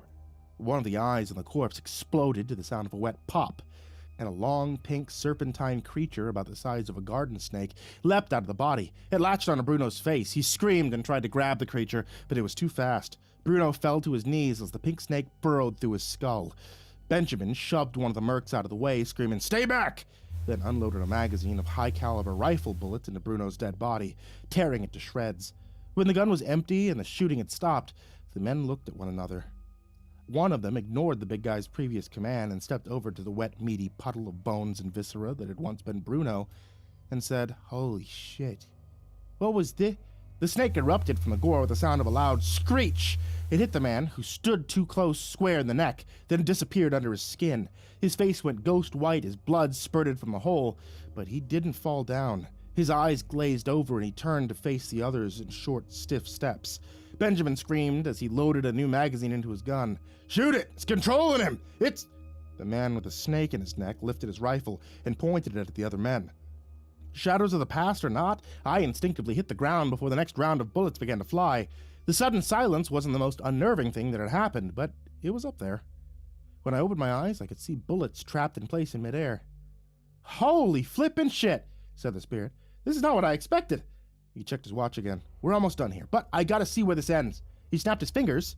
We were gone. The muddy earth below me turned hard and cold. The air turned stale. It took me a second longer to realize that we were indoors. I rolled over and got to my feet. This is a small cabin, hardly more than a shed. Benjamin sat near the fireplace, a roaring blaze keeping the cramped room much too hot. He held a blade over the flames, the tip glowing red hot. There was only one other person from the time zone in the room, the younger me. He was covered in blood, but he was breathing. It didn't take a detective to figure out the rest of the crew wasn't as lucky. His shoulder wept a steady stream of blood onto the cabin floor until Benjamin pressed the heated blade into place, cauterizing the wound to the sound of a blood-curdling scream. Good work today, kid, Benjamin said, handing over a flask. The younger me took and drank freely. Sorry about your crew. Eventually, the younger me managed to get out the words, "It's okay." The big guy pulled 2 cigars from his jacket, leaned over and lit them in the fire. He put the first between his teeth, then handed the other to the wounded kid on the floor. The younger me didn't hesitate to take the celebratory smoke. The thing is, Benjamin said, pausing to take a puff, this didn't turn out the way any of us expected. Men died who didn't need to. It wasn't anyone's fault, really. It was the creature's fault. The younger me dropped his cigar and flask, then began to violently cough. His face turned bright red as the coughing became shallower and shallower. He struggled to breathe, fighting the constriction in his neck, but it was no use. He struggled in silence, desperate for air, for one more breath, but none would come. Yeah, it was the creature's fault. But I told your boss. I told him what I needed. I needed a 6-man crew. I needed 6 pros. But he only gave me 5. I saw Bruno watching you. His head wasn't in the game because he was babysitting when he should have been paying attention. Now, I ain't saying that's the reason they're all dead. I just want you to understand that's why I can't let you walk out of this one. His words didn't matter. The younger man on the floor couldn't hear him anymore. Benjamin picked up the flask and made sure the top was on, then stuffed it into his pocket. Sorry, kid. But it is what it is. Wait a second, the spirit said loudly. So, you died? What the hell? Benjamin pulled his cellular phone from his pocket. I took a step closer, close enough to see the number he dialed, but it was just a saved contact number, HQ. Benjamin, he said into the receiver. Password Echo Alpha. He froze with his mouth still open, tongue in his teeth, staring straight ahead. Well, this has been interesting, to say the least. I was getting so tired of this spirit. At least I didn't have to deal with him for very much longer. But it's time for us to get back to your shitty real-life, boring gas station attendant, shall we? He snapped his fingers, but this time nothing happened. The world didn't vanish. We stayed put. Exactly like I wanted. What's wrong? I asked in my most innocent voice. Nothing, he lied. Sometimes it takes a couple snaps for it to work, he lied again. He snapped, and the world stayed as it was. It could snap again and again, but as long as I had my wave disruptor on, nothing would change. I removed the device from my pocket. The spirit looked at it and laughed. Nice camera phone, he said, but I'm afraid you can't take any pictures here. These memories are only in your mind. They don't show up on film and can't be recorded. I adjusted the settings on the disruptor to only cancel out the S-wave frequencies. To the spirit, it probably looked like I was texting. He continued to smile at me nervously until I executed the new routine, causing the memory to resume from right where we left off. Tango 9792 Victor.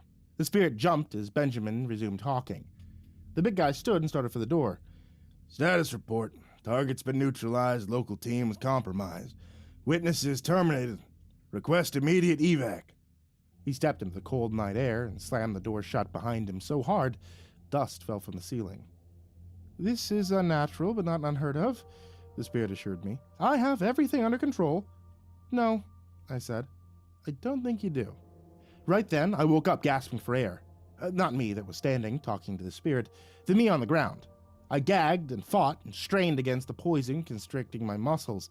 I fought hard against whatever the hell that asshole Benjamin had put in that flask. A morsel of air broke through the floodgates, and that was when I knew I wasn't about to die. I tried to scream, but it wasn't time for that yet. My heart pounded and my lungs begged. Every part of me wanted nothing more than to stay alive. It was nothing but luck and sheer force of will that saved me that day, as I struggled against death long enough to take another breath. And then another. The spirit said aloud, "Holy fuck, you survived!" "Of course I survived," I said. "How else would I have been alive for us to meet?" The spirit shook his head, like he thought I wasn't getting it. "But this didn't happen. This is an alternate timeline. One where you never worked at the gas station, but instead became a monster hunter or something. It's not like..." This time, when the words froze mid-sentence, it wasn't from any kind of magic or parascience. It was because I rolled up my sleeve to show the spirit how wrong he was. The gears turned quickly once he saw the old scar on my shoulder, the burn from when Benjamin cauterized my wound all those years ago. The spirit couldn't have known exactly what was happening, but he was smart enough to try and run. He went for the cabin door. I stayed close behind him. We passed through together and into another scene from my memory. It was only 4 years later, but I had gone from a younger man to a world-weary soldier. I was sitting in the recruitment office of the initiative. The commanders stood behind the egghead scientists. They listened to my entire story without judgment, the reason for my medical discharge, and they told me something I never heard before. They believed me, and they wanted to help me. The spirit hooked a right and went to the closest door. If this was really the Institute, it would have led to a balcony overseeing the compound's 100-acre grounds, but it wasn't. Instead, it took us to another memory, a classroom.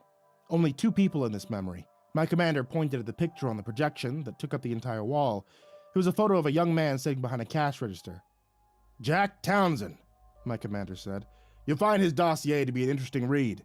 You need to study him, imitate, do what he does, live how he lives, think how he thinks. The spirits must believe that you are him." The spirit spun on his heels. There were no other exits in this room. I had him cornered. It was time to go on the offensive. Finally, I wrapped my fingers into the silver-plated knuckles and delivered a clean haymaker across the temple. If the spirit had been human, he would have put him in a coma at the least.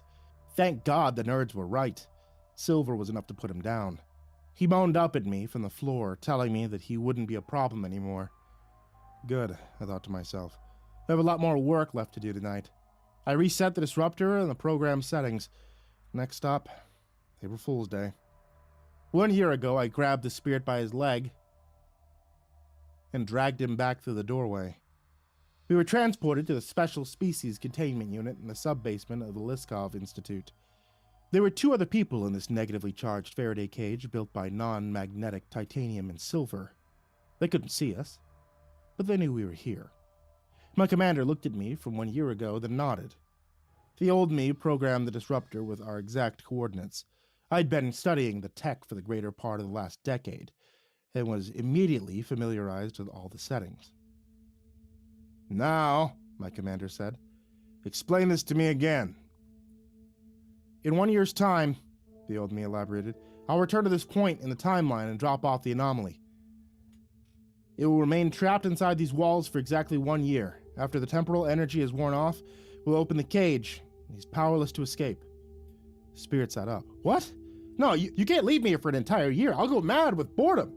"Sorry," I lied. "Wait," he shouted, tears in his eyes. "At least let me have a henway before you go." "What's a henway?" I asked. He laughed maniacally and answered, "About 3 pounds." I pressed the button on my device and transferred me back to the original timeline. Anyway, sorry. I know that was a slog to read, but part of my job infiltrating this place was acting just like Jack. And for some reason, Jack writes down every single thing that happens to him in this stupid laptop. I had to keep up appearances, didn't I?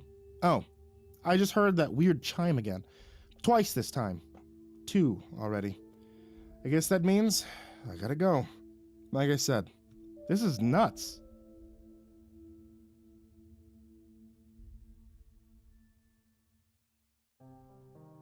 Hey there kids, it's me, Mr. Creepypasta, and I want to tell you thanks so much for watching.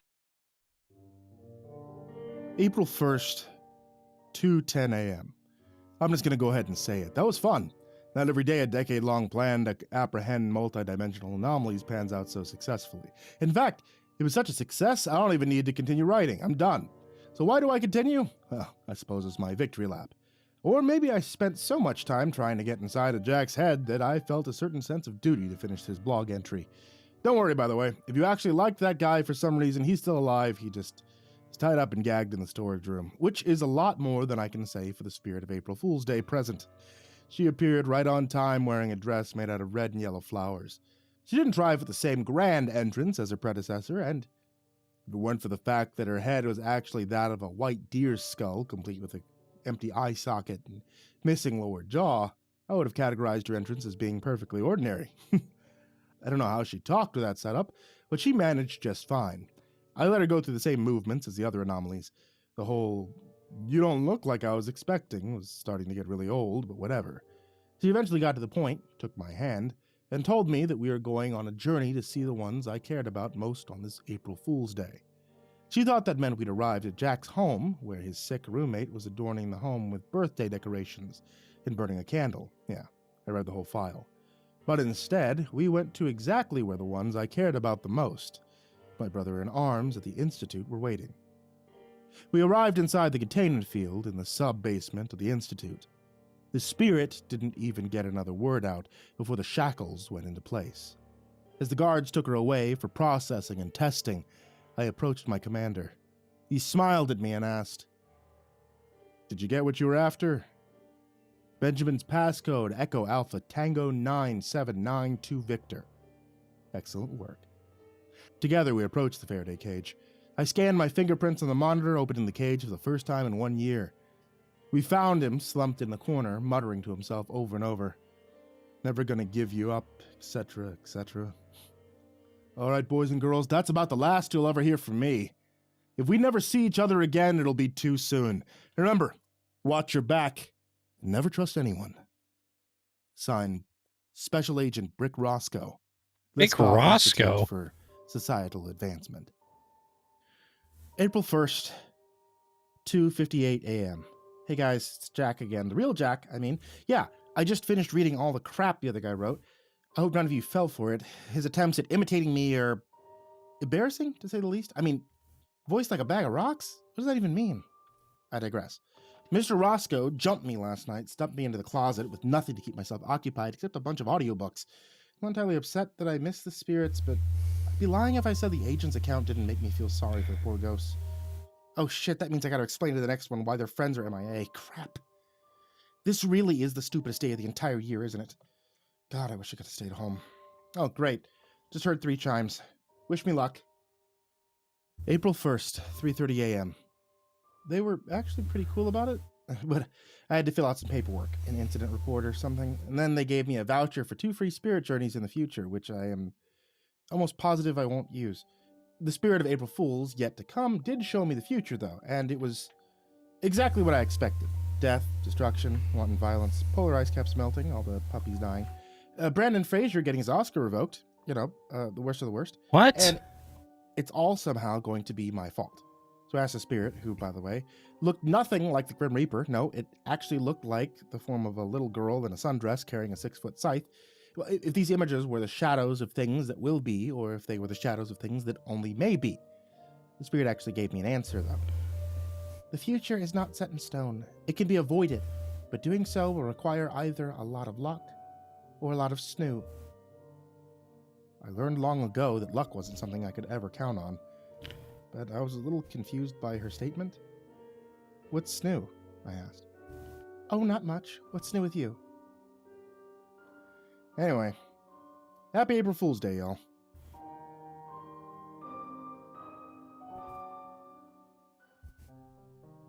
Hey there kids, it's me, Mr. Creepypasta, and I want to tell you thanks so much for watching tonight's video or listening to tonight's episode of the podcast. Quick reminder, I am also a narrator over at Chilling. If you guys like the stories that you're listening to here, then I'm sure you'll like the stories that you can listen to over at Chilling, because they're almost the same thing. I'm still narrating them, but you can select your own background music or background sounds, and you can select a whole mess of other narrators, such as Autumn Ivy, Swamp Dweller, and a bunch of my other friends. If you guys are interested in checking out Chilling app, starting up with a free trial, you can use the link in the description down below, or you can head over to thechillingapp.com and also use those free trials to win prizes from their giveaways. And as always, I would love to give a big thank you to everyone who's supporting me over on Patreon. You guys are the real MVPs. You guys keep things going. Huh. Okay, that's an interesting story. Huh. Okay.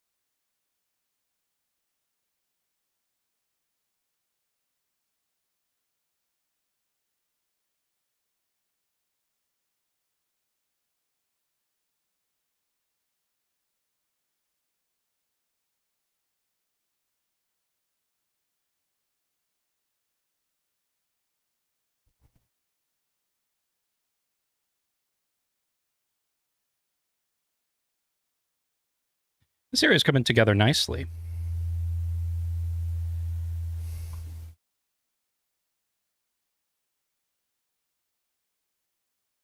Okay.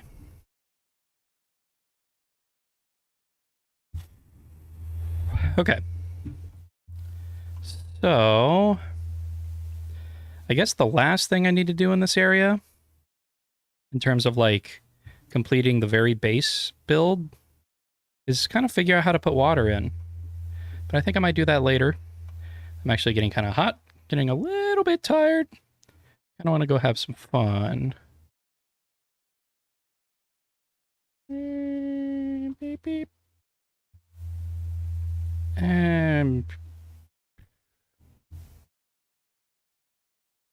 going to bother me. I don't know if it's going to bother anybody else, but it's going to bother me.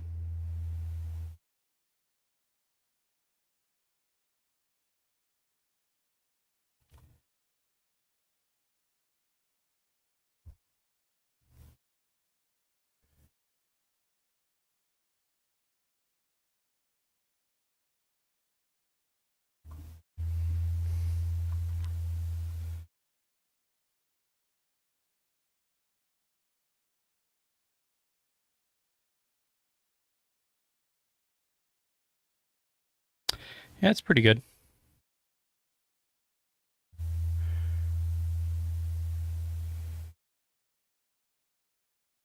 That's pretty good, if I do say so myself. Oh, I almost...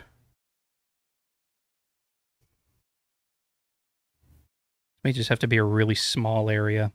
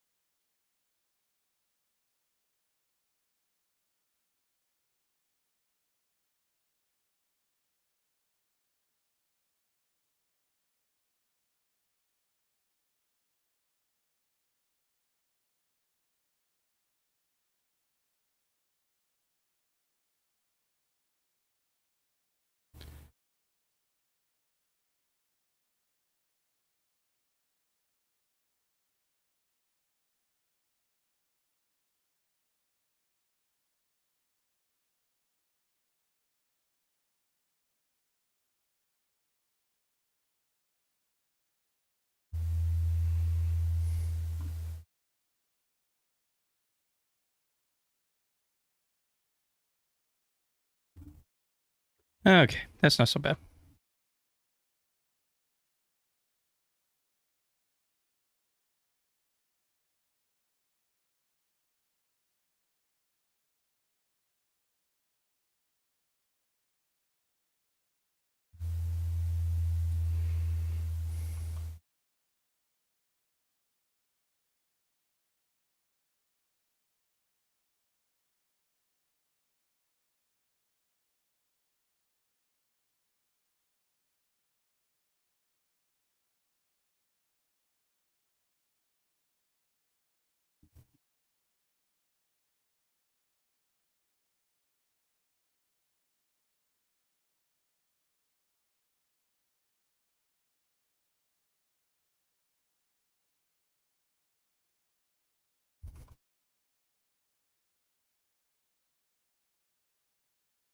Why isn't this working anymore?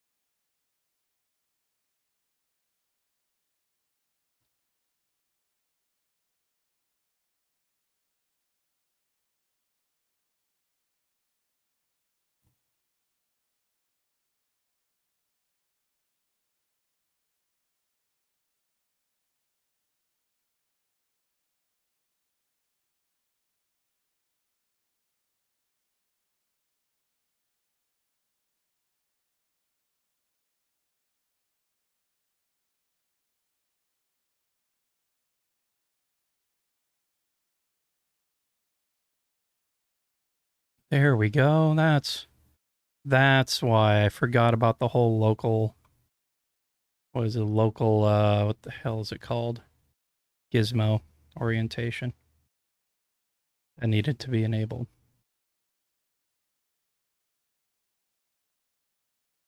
Which means I should be able to do this.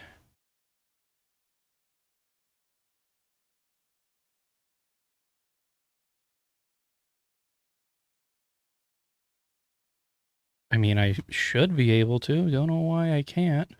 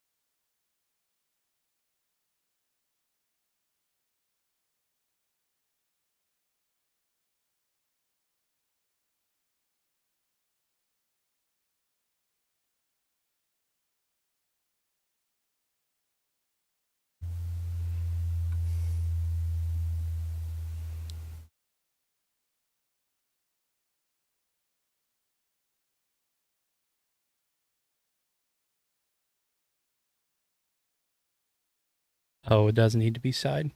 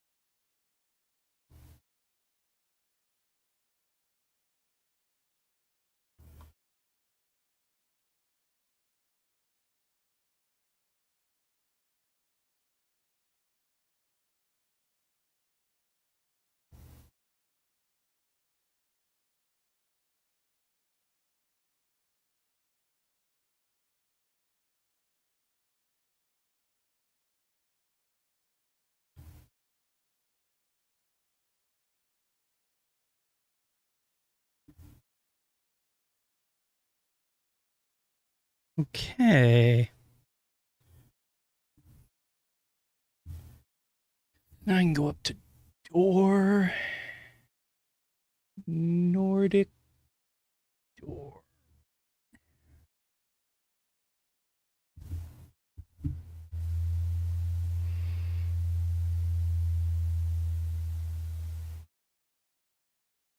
That's it. That's the one.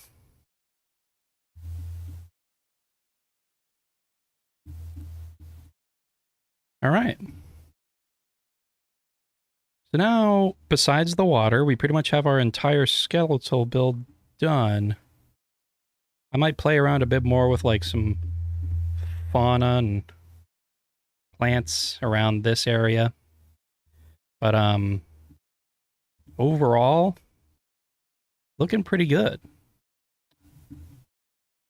Looking pretty good. Eventually we'll start cluttering, but next time, probably this week sometime,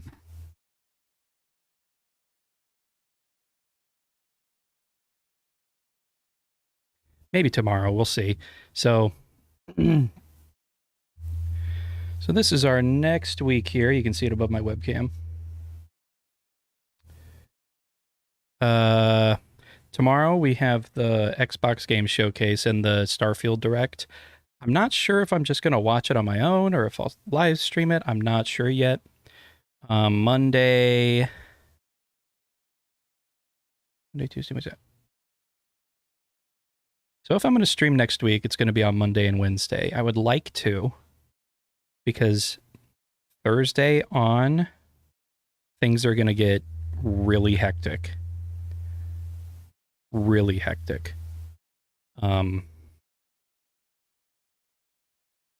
I'm not going to be, I can pretty much guarantee that I'm not going to be at the stage with the level that I wanted to be before going to France, which sucks, but whatever. It's the way of the road. So let me just kind of give you a brief idea, excuse me, of the schedule. So obviously here's today. And the 30th is when we fly out to France. So tomorrow, maybe stream before the Xbox Game Showcase. Might stream the showcase with the Starfield Direct. I'm not sure. Monday and Wednesday, we're looking at probably going to stream those 2 days. Tuesdays are like, I know I probably shouldn't take a day off on Tuesday, but it is kind of a day off, and we don't have a lot of time left in this apartment. So, I mean, I don't think I'm gonna. Thursday, I believe we have plans. Friday, we're going to Detroit for Saturday as well. And then Sunday is my niece's birthday, first birthday. So we're pretty busy that day. And then this whole week, I mean,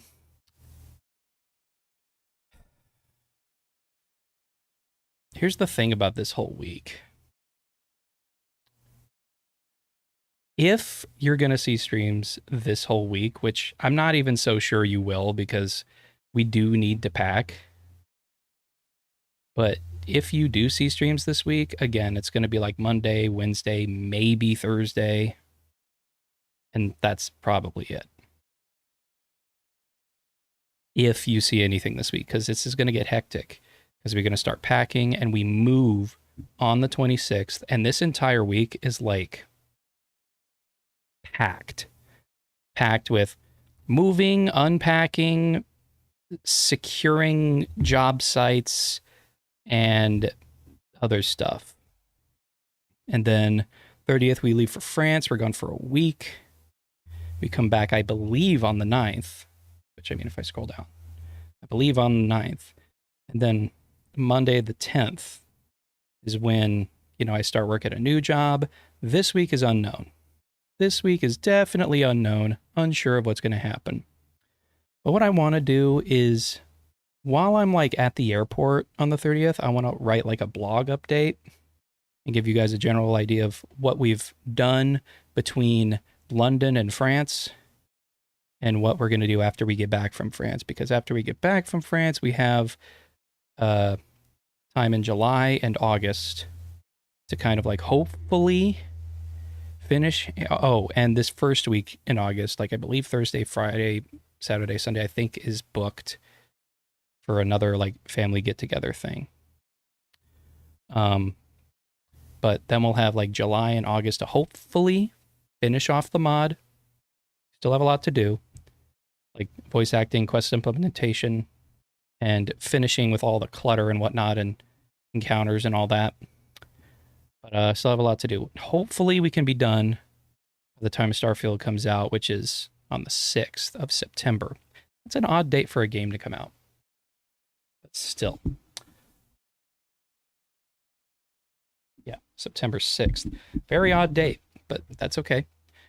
Because as soon as Starfield comes out, like on September 6th, as soon as I get home from work that day, it's like deep diving into it. And if I didn't already had taken so many days off this year because of France and London and family get-togethers and all that, I would probably take at least these 3 days off into the weekend to play a lot of Starfield. But just can't. I just can't. Can't really justify it, but it's kind of the plan. It's kind of the plan with the way things are going. I'm a little bit behind. The period of time leading, like the period of time between London and France was a bit more packed than I thought it was going to be. A bit more busy than I thought it was going to be, which is unfortunate, but it's the way it goes. Sometimes things get delayed for whatever reason, and yeah, so I'm gonna head out for the day. I hope you all have a wonderful... What's going on over here?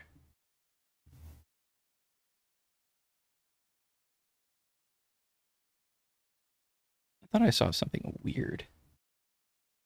I guess not. I guess not. But anyways, hope you all have a great night, great rest of your weekend, and we'll see you maybe tomorrow. If not, probably on Monday.